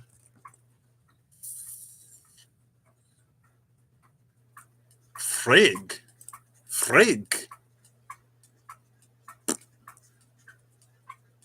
The son of Odin and Frigg. So I played God of War 4. And the way that God of War 4 explained Frigg was perfect to me. It resonated with me, okay? Basically, hashtag spoiler alert, I guess, spoiler warning. And God of War, Frigg and Freya are the same person. It's like Odin married Freya. Basically, it was a power move to get her magic or to learn magic. And after Odin used her and was done with her, he disgraced her, cast her aside and she became Frigg. She was Frigg after Odin was done with her. Freya while they were together. So in God of War 4, Frigg and Freya being the same person, Freya is the mother of Baldur. So anyway. Mythologically, not necessarily as accurate, but that's how I take it. This is the Freya that was never made Frigg because Odin made a different choice.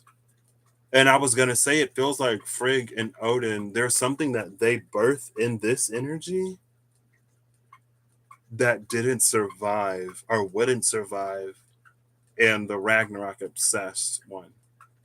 And then that's why I was gonna be like, if Freya is the mother of Baldur, Baldur dies and then he comes back after Ragnarok. But without Odin's obsession with it, it's almost like Baldur would have been able to live a full life. Again, Ragnarok doesn't happen. Baldur doesn't need to die, doesn't have to die because of everything that Odin doesn't do. That's how I'm taking it. I'll revisit it if I need. So, Brock, well, here's our dwarf. Master craftsmanship and diligence. Frigg, foresight, wisdom, and intuition. You look at these two women and tell me they're not the same person.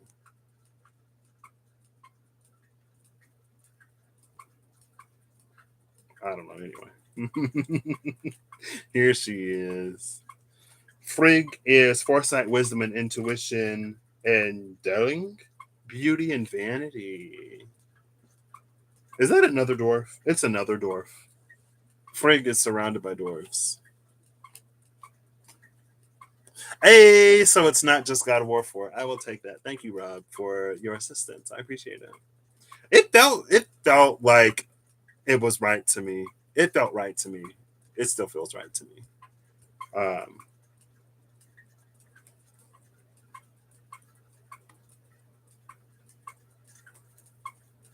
it's an actual thing. Hey. Okay. Brock, Frigg, and Delling. Master craftsmanship and diligence, foresight, wisdom, and intuition, beauty and vanity. You know, I'm gonna take the beauty and vanity after Frigg to re-emphasize like it's the Freya that would have remained Freya, who never would have had to become Frigg because Odin wouldn't have done to her what he did to her. Odin wouldn't have done a lot of things, you know. And I feel like the tough thing is, it's like once you bring forth life, there is the feeling of protecting it.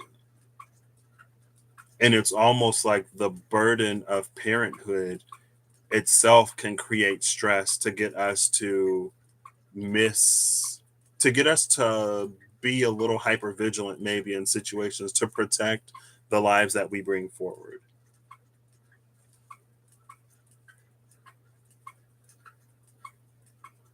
Right?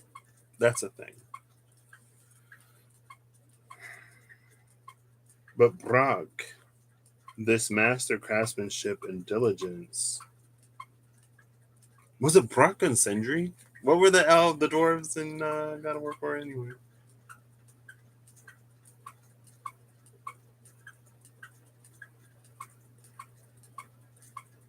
This is interesting. This is what the fourth stack is doing.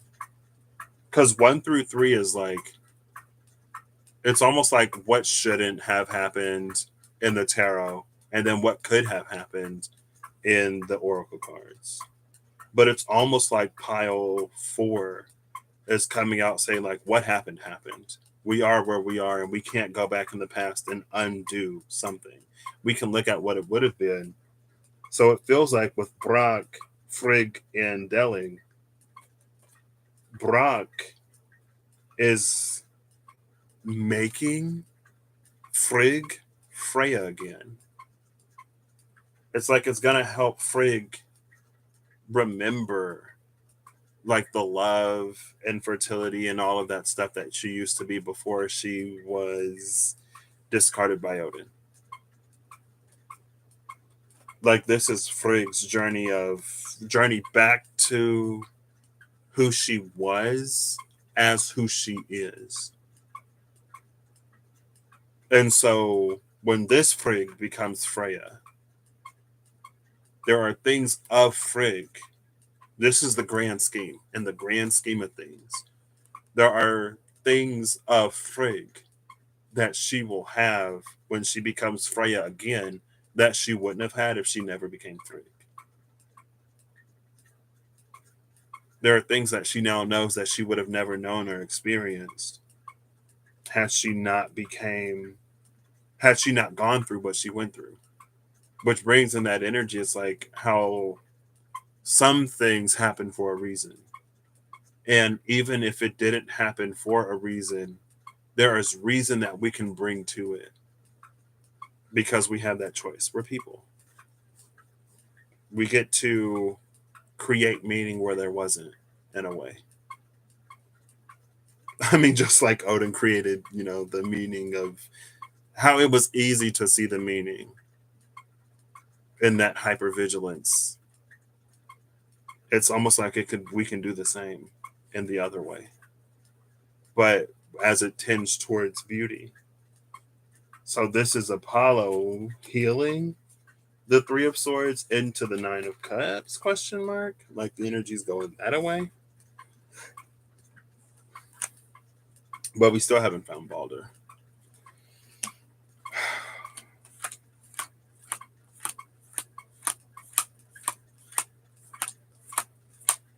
Hey, we found Baldur. Goodness. So, Skrimir, deception, undermining of confidence. Baldur, forgiveness, mildness, and kindness.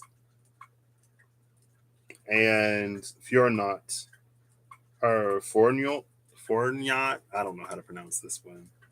Temperance. Temperance being the balance. Temperance also being healing. And then Nifl and Irmine. Oh, love this. Nifl, darkness and fog. There's only 2 cards left, which we can just set down. Well, it's still because Baldur is the light, Nifl is darkness and fog. Irmine, reconciliation of opposites. You see? Reconciliation of opposites. Love that reconciliation of opposites energy coming in here. Is that Saturn? Oh my gosh, look.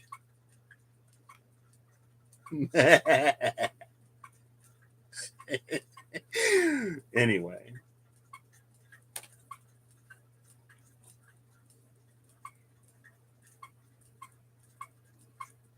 Oh, I saw 999 today. I was talking to Reem. I was sending her a voice note, and I look up and I see 999K views on YouTube. I was like, oh, snap. He's the ninth of the ninth realm. Reconciliation of opposites. And I love that we're resolving that Muspelheimer energy where we saw Surt and Kvasir, the treaty in Muspelheim. Again, it's like because Ragnarok happened, because Thor did everything because Odin did everything that he did, Ragnarok happened. But this is about dialing it back or returning. It's like after Ragnarok, we can't undo what we did, but we can make our way back. But we'll be different. And we can be different in a good way.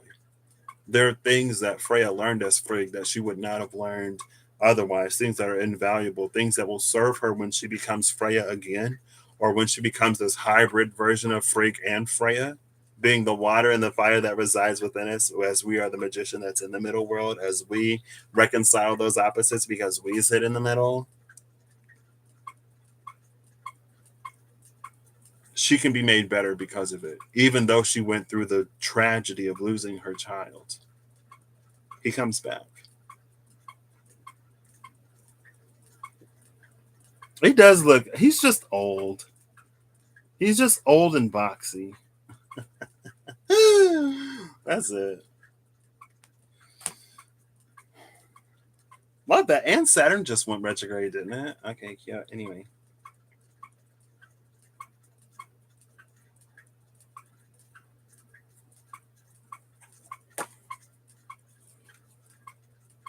Deception, undermining of. Oh, and look, they're on the same spot too. Before Baldur, before Apollo, Three of Swords, Skrimir, deception and undermining of confidence. Then we have Baldur, Apollo. And then we have the Nine of Cups and Temperance. Now, I wouldn't say that this is necessarily an energy of temperance, but temperance is in the back as this one overindulges. I don't know.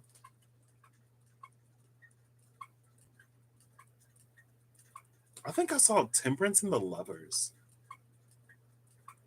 when I was playing with cards earlier. Because like temperance and strength is tempered strength, but I was like tempered love. What is that? Like that feels like some kind of manipulation. It can be, I guess, in the wrong hands. Um,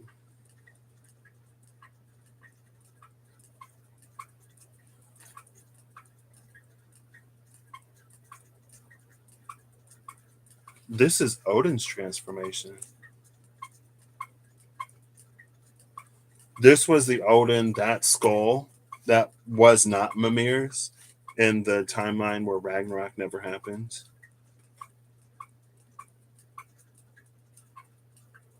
This is our Odin where Ragnarok happened.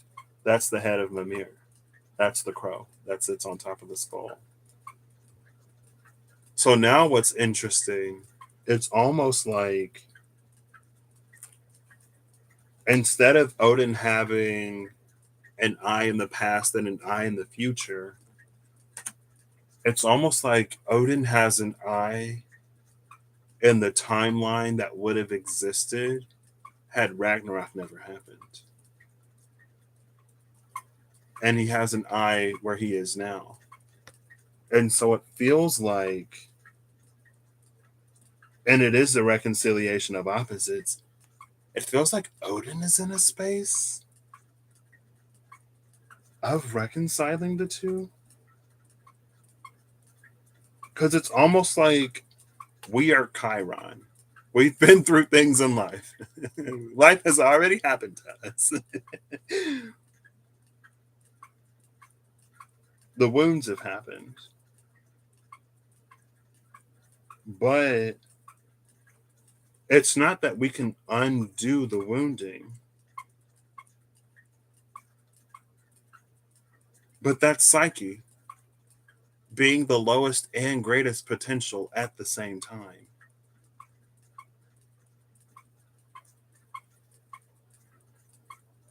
It's like we can dream of, we can imagine what our lives would have been like had we never experienced a certain thing. But we already experienced it. And while in some ways we can undo the effects of what has occurred and in some ways like rewrite and unwrite things that have already happened,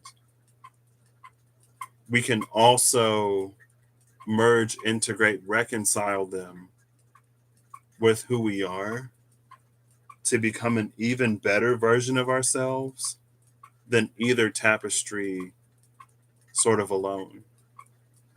And so now this Queen of Swords, it feels like we have the opportunity to like bring to bring two tapestries together in a way. And the reason why I laugh is because I had a conversation with the coworker earlier. She was like, "Oh, you like," because I recently added her on Facebook, and she was like, "Oh, your pictures of Europe are gorgeous." I was like, "Thank you." The weather was cooperating. Like there wasn't a gray sky until I left on Sunday. And I'm not an amateur photographer, but I didn't get a finger in as many pictures as I did. And I, even with phones, I still sometimes manage to get my finger in the picture. I don't know how, but it happens. Back in the days of Polaroids, 90, not 90, like 50 to 60% of my pictures would have finger in it. There'd be like a finger at the bottom of the picture. I had a Pikachu camera anyway. She told me about how she was like, I went to France and I went to England when I went to Europe. And I went right after my best friend's baby shower or wedding. And so she said she took the camera roll that she took to Stonehenge was the one that she took at her best friend's wedding or bridal shower. So like there was Stonehenge exposure over the films. And that's why I laugh. And like I already got lost on that tangent. But as we're weaving the two tapestries together, it made me think of how she had like Stonehenge and her friend's wedding or baby shower, bridal shower, whatever, like on the same film. And maybe that's symbolic of like weaving these two together. Ooh, I feel it. Because what's happened has happened. But also, it's like that's the beauty of being human. That's the beauty of like an organic universe. That's the beauty of a universe that, or a world, a planet at the very least, that allows for free will and choice, is that we can become more.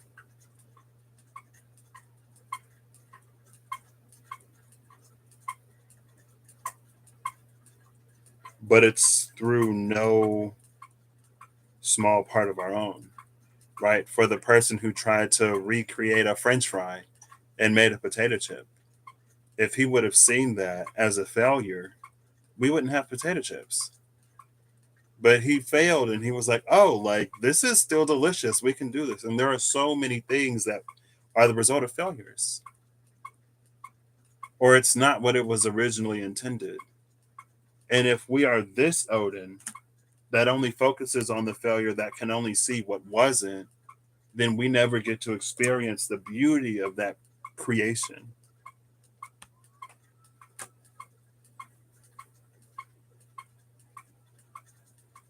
And I don't know how far into the past we're necessarily going to go, like bringing past failures into whatever, but we can use it. While it's in the energy of this Three of Swords, though, it's going to be more difficult to use because there is so much heavy emotion because of Sinmara. There is such a heavy burden and weight on our souls, on our minds, because of how we view that. So there is some self forgiveness that needs to happen. Um, and again, it's like because of Chiron's wounding, he became a good healer. But maybe as he continues forward in the future, like it'll be for him to not have to personally suffer to know how to heal the things that he doesn't know how to heal. I mean, like he can, because he's not the divine. He can make mistakes like all of us. But with this Apollo energy, it's almost like it's to get to the point where it's no longer necessary.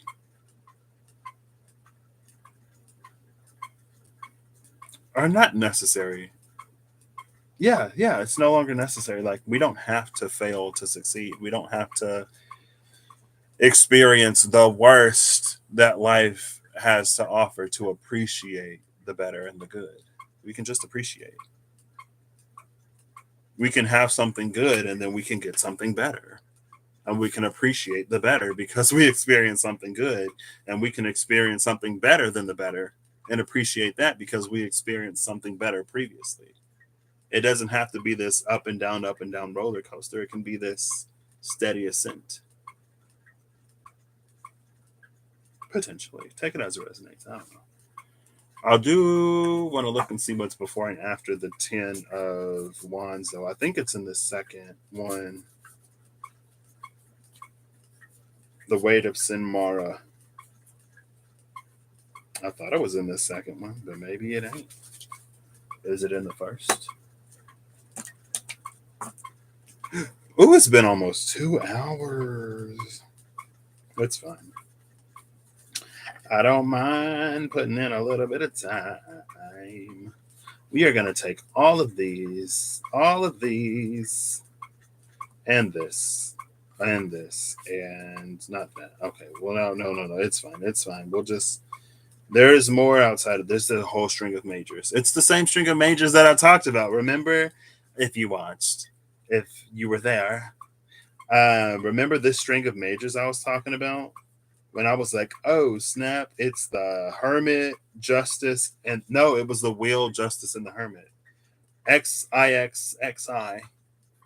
This string of majors, that's where the Ten of Wands is. We came back to it. Oh. The Hermit, the Ten of Wands, the Three of Cups.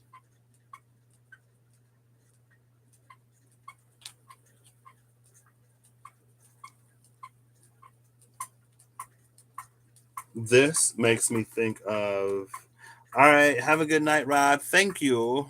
Hopefully, no shamans for you. What is, oh, Sinmaras. Hopefully, no Sinmaras for you. Hopefully, not. You got this. You'll be good. Just leave the light on. She only exists in the darkness. Thank you for stopping by. It was fun. I mean, I feel like I wasn't necessarily super engaged, but you know what I mean. This feels like the Thor, the Tyrannus, and the Emperor before Judgment. Love that. Love that. Because again, 4 is coming through with the energy of like, well, that's nice, that's gorgeous. What would have been if this didn't happen, but it did. And we are where we are. The Tyrannus that's in balance with the primal fury, or natural fury, fury of nature, nature's fury. I don't know why Judgment is here, because that's the space that he reached. I don't know. This is what the Tyrannus imbalance with the fury of nature is what this feels like. The Hermit and the Three of Cups. Because when it came to the Three of Swords, turning into the Nine of Cups, this is what we have to do. We got to go deep inside with the Hermit, beat our magical drums of purification and purity. Also, we have the Star here. Where are you, Star? Wait, was the Star? Was the Star in this one too?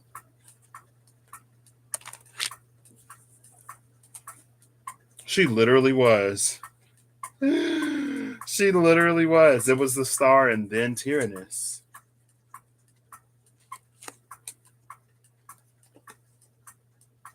With that Star.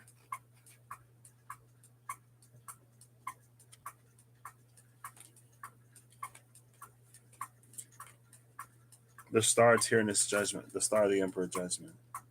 From that healed place, it's in balance and harmony with that natural fury, so it doesn't rage uncontrollably, and it feels like it can be harnessed to get things done. In a way, in a way, in a way, in a way. The Ten of Wands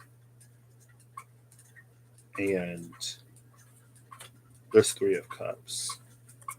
It feels like the Three of Cups is making peace with all of those things within ourselves that where the Three of Swords is. It feels like the Three of Swords are rifts and tears within us.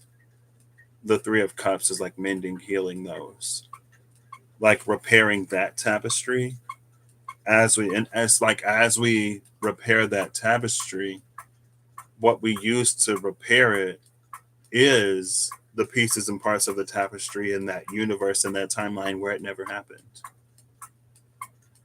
In a way, it's like we don't, but we do. That is the reconciliation of the opposites. It's this. So it's interesting. I pulled this because these are the burdens that Sinmara put on us. But it feels like if we navigate this in a certain way, Sinmara can point. It's like we can use Sinmara to find the things that still need to be healed and resolved within us.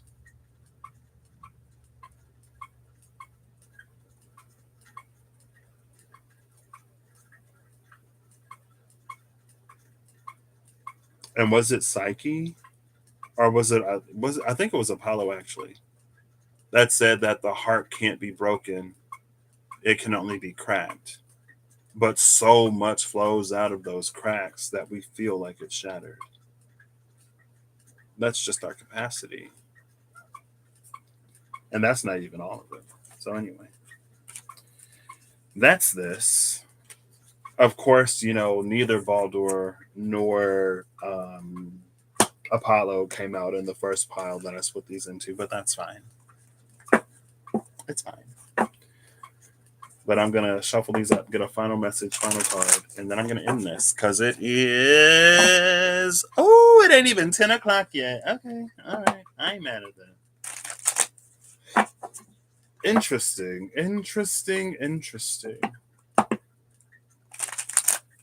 Pluto is about to retrograde too, isn't it? Is Pluto about to retrograde? Is it going to be what? Pluto, Saturn, Jupiter, all retrograde? Let's see.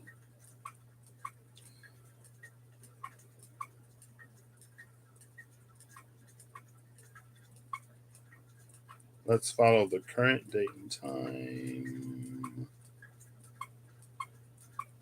Pluto is already retrograde. Okay. Pluto and Saturn are retrograde. Neptune is already retrograde? What? Neptune retrograde, Pluto retrograde, Saturn retrograde. Neptune 25 degrees Pisces retrograde. Saturn 24 degrees Aquarius retrograde. Pluto 27 degrees Capricorn retrograde. Late 20s retrogrades. I guess mid to late 20s retrogrades.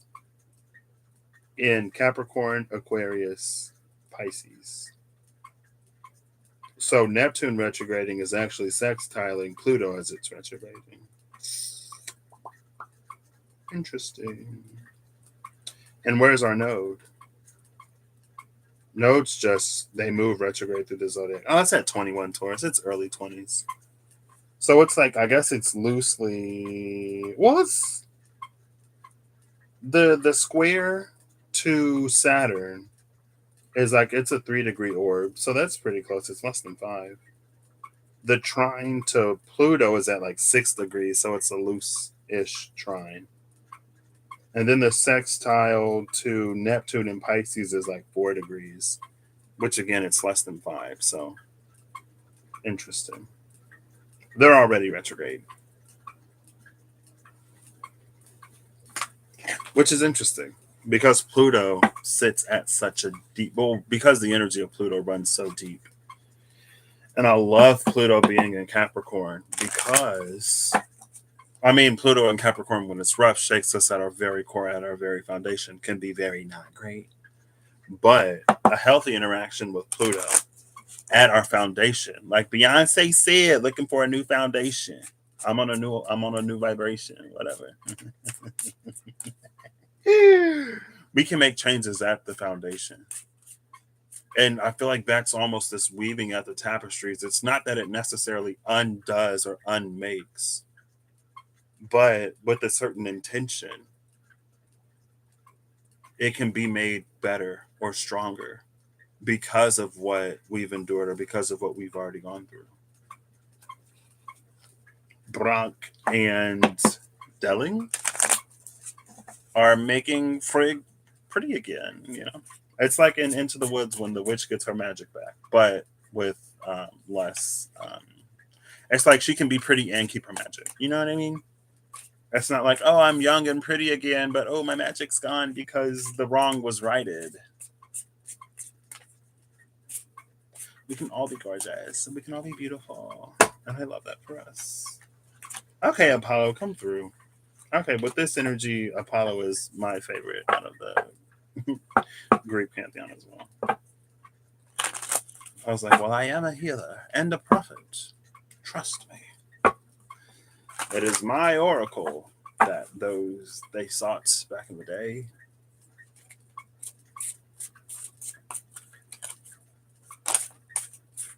Cassandra was the one that was like, when y'all get that horse, don't let it in. But because people didn't believe Cassandra, because people were so hell-bent on not believing Cassandra, because Apollo cursed her after he blessed her, they was like, oh, this is the horse that Cassandra said, don't let in. Oh, come in.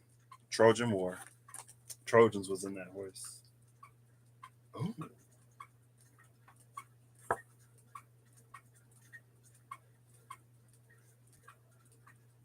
This is Sir.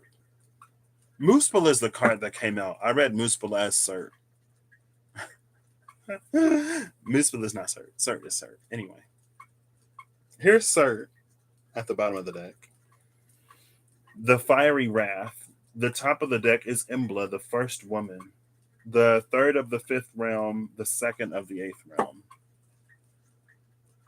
There's Embla at the top of the deck. The first human woman.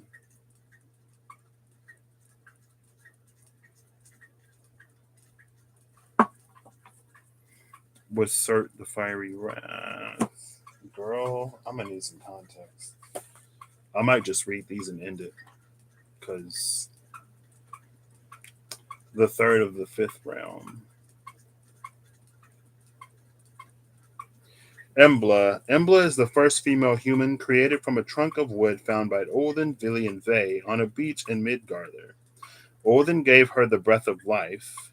Who else had the breath of life? Was that Psyche or was that because I read both of them. Was it Psyche or was it Apollo? I feel like breath of life would be it could be either one. I don't know. Odin gave her the breath of life. Vili animated her and gave her intelligence, and they gave speech, hearing, and sight along with outward appearance. Her name suggests that she is made from the elm tree, which is a softwood prized by artisan wood carvers for its beautiful and unusual markings. Embla is the proto woman, and her significance in the spread is one of new life. This might be a new love, a new approach to something concerning the personal or private life, a renewed relationship with a loved one, or a new relationship with someone yet unknown to the seeker, whether it is a new significant friendship or a new lover. It could even indicate childbirth. Much depends on the placement and influence of the card and the cards around. If Askur accompanies Embla in the spread, it very likely indicates a new love relationship or renewed woes between two people who love each other. He was the first man created. Surt was the second in the eighth realm.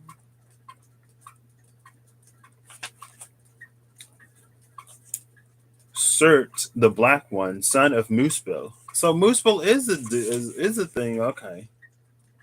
Lord of Misfits is the personification of Muspelheimer. Girl, I don't know nothing.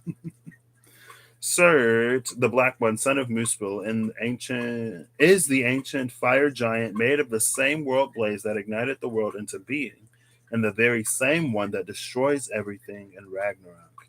Freyr and Surt fight each other during Ragnarok, and both are destroyed.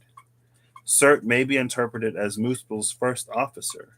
His presence stands for wrath and disharmony, and in the spread, he can serve the seeker as a warning of danger, depending on the cards around him. If Surt or Muspel are both come up in the spread, there is a stark warning of events of a disharmonic nature about to unfold or already unfolding that the seeker will have to react to. Those events are not in the seeker's control, but will affect them and the question at hand. Well, the first woman is here. Why is this almost like low key Lilith energy? It is Lilith energy. Oh, I was looking at the planets yesterday or the day before, and I noticed that Black Moon Lilith and the asteroid Lilith are like conjuncting in Cancer, I think, because the sun was moving to conjunct Lilith. Let's see. Yeah. So Black Moon Lilith is at 8 degrees Cancer. The asteroid Lilith is at 11 degrees Cancer. That's a lot of Cancer right now. The Sun, Black Moon Lilith, Lilith, the Moon, Ceres, and the Descendant right now. And so there you see Black Moon Lilith and the asteroid Lilith both in Cancer.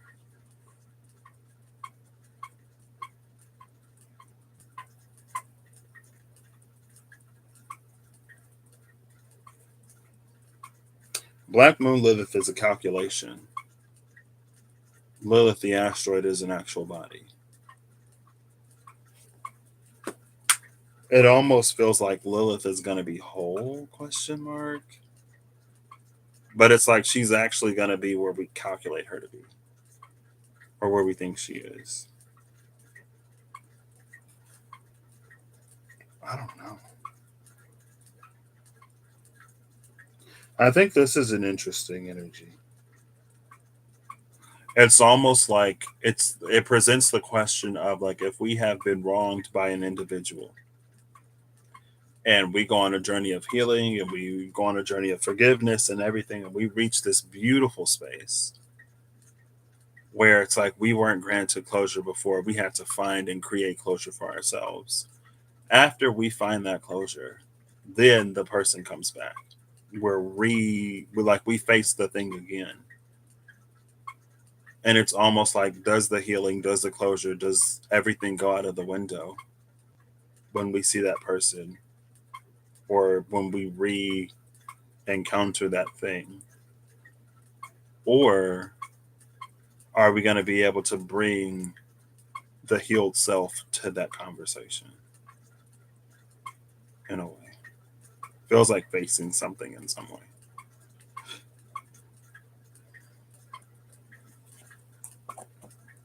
I feel like I need to clarify this.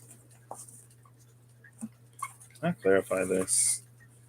I'll give it 2 shuffles. If nothing comes out, then I'll just get a final card and that's it. Nothing. Well, this is popping up. Judgment and the 9 of Pentacles.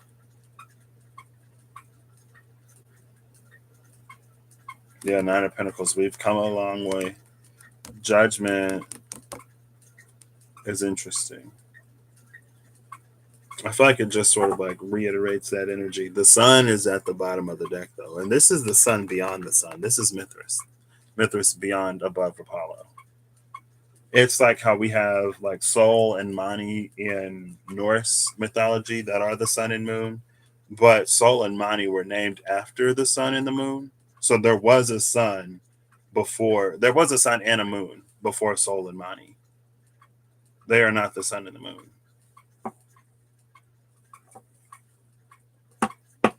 So that's interesting. I mean, they become the sun and the moon, but there was a sun and the moon. There was a sun and moon before them because they were named after them. How could they be named after the thing if it wasn't there? But Odin was like, oh, well, if you want to be the sun and the moon so bad, then here you go. But they get chased. So it's not fun for them. By those 2 wolves that we saw on the card, I think. My Norse mythology is rusty. Okay. Final card from the Tarot Apocalypse. 7 of Pentacles, 7 of Cups. We got a 7-7 Earth and Water at the bottom of the deck. That is a square between Scorpio with a Piscean influence, 5, 6, 7 Scorpio with a Cancerian influence, and Taurus with a Virgonian influence. So Taurus, Virgo with Scorpio, Cancer. So it's interesting that Scorpio, Taurus, I said a square, that's an opposition. Scorpio, Taurus oppose, but the energies that they bring in with Cancer and Virgo actually sextile. We don't get that Pisces, Virgo double opposition. So there's actually an opportunity that awaits us through the opposition, but it feels like the opposition is going to be the energy that we notice first. Even if it is like a knee-jerk first reaction, and it's not necessarily what it appears to be.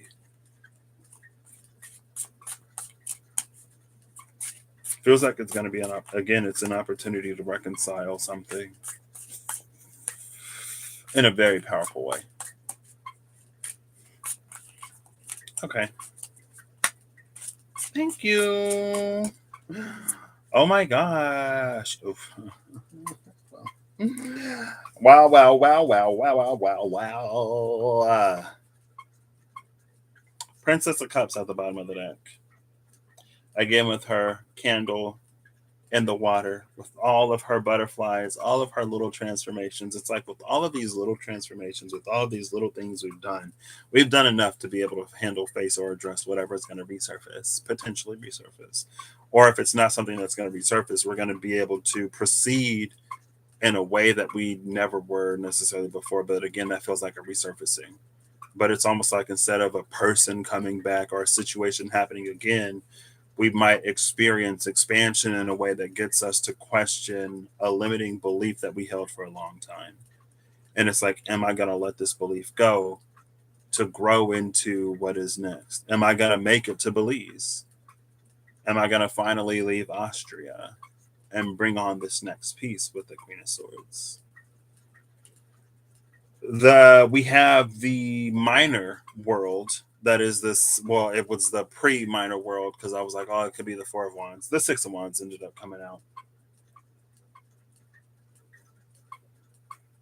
I like how this bodes. I feel like this bodes well. Comes out with the Magician, the fire and the water again. Six of Wands with that fire in the water.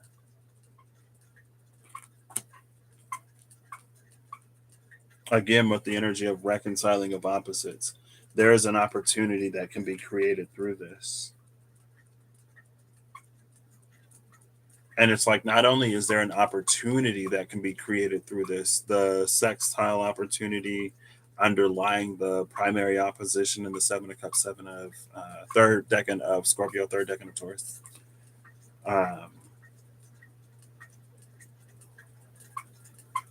it's like, not only is there an opportunity to, not only are we able to create opportunity in that, it's who we become as well.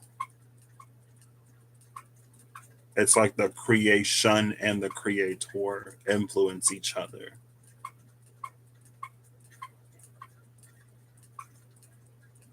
So she's gorgeous. It feels like, though, the magician is the mastery of this um, energy.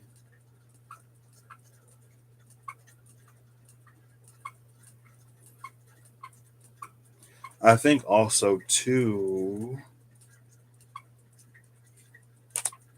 it feels like it's a little bit like touching the divine in a way, or it's a little bit of like, it's like if we can face, reconcile, heal this thing, like it feels like we've already faced, healed, reconciled it in some way, but to be encountered outside, we've done it inside. Now we're getting the opportunity to do the same externally. And when we've done it and moved beyond it externally, and we move beyond it, when we've done it and moved beyond it internally, and then we do it externally, everything shifts in a major way. And that's where we weave these two tapestries together. That's where Brock and Delling make Frigg into Freya again. But it's the Freya that doesn't discard or forget everything that she learned that can serve her in a positive way while she was Frigg. It's a total acceptance of herself and everything that she's been through. Um, I feel like I was going somewhere with that, but that's essentially it. Um, Basically. And it's interesting because it feels like with Neptune retrograding, Saturn and Pluto retrograding, it's almost an opportunity for it to be like, see, it wasn't just a dream. It's not just an illusion. This can be your reality, but it's a reality that you have to step into. It doesn't just happen. I don't know if it can just happen because of the position of power that we occupy. And it's not, it is power, it is authority, but it stems from the inside. It's because of what we've done internally that we can act upon and express externally. Like that's the power. It's not necessarily something that can be like exerted above over another or whatever. It's all internally based and like solidly structured. So that's what I got. Thank you, everyone who stopped by for stopping by. I hope you all have an amazing whatever whenever you see this. I hope you're acting in alignment to make all that you wish to experience your reality. Take what resonates as it resonates for you, because you can do that. Also, with that magician energy, we come into the space of being able to create. So I hope you create the things that you want, because that'd be cool. Instead of recreating the things that you don't, or creating more things that you don't. But at the same time, how do we know what we want until we get it sometimes? And so I hope you allow yourself the grace of being a human and having a human experience, while at the same time allowing yourself the power to, it's the chariot. I don't know how to communicate it, but it's the chariot. It's like the power of your decisions and the choices that you make and the follow through, like using that to help drive you where you want to go, while also again at the same time simultaneously allowing yourself to make mistakes and to experience all of life. Because again, going back to the potato chips and everything else, there are failures that become things that the world would have never gotten otherwise. And sometimes it's better. Oh, wait. I clicked exit. I meant to end it. LOL. Bye.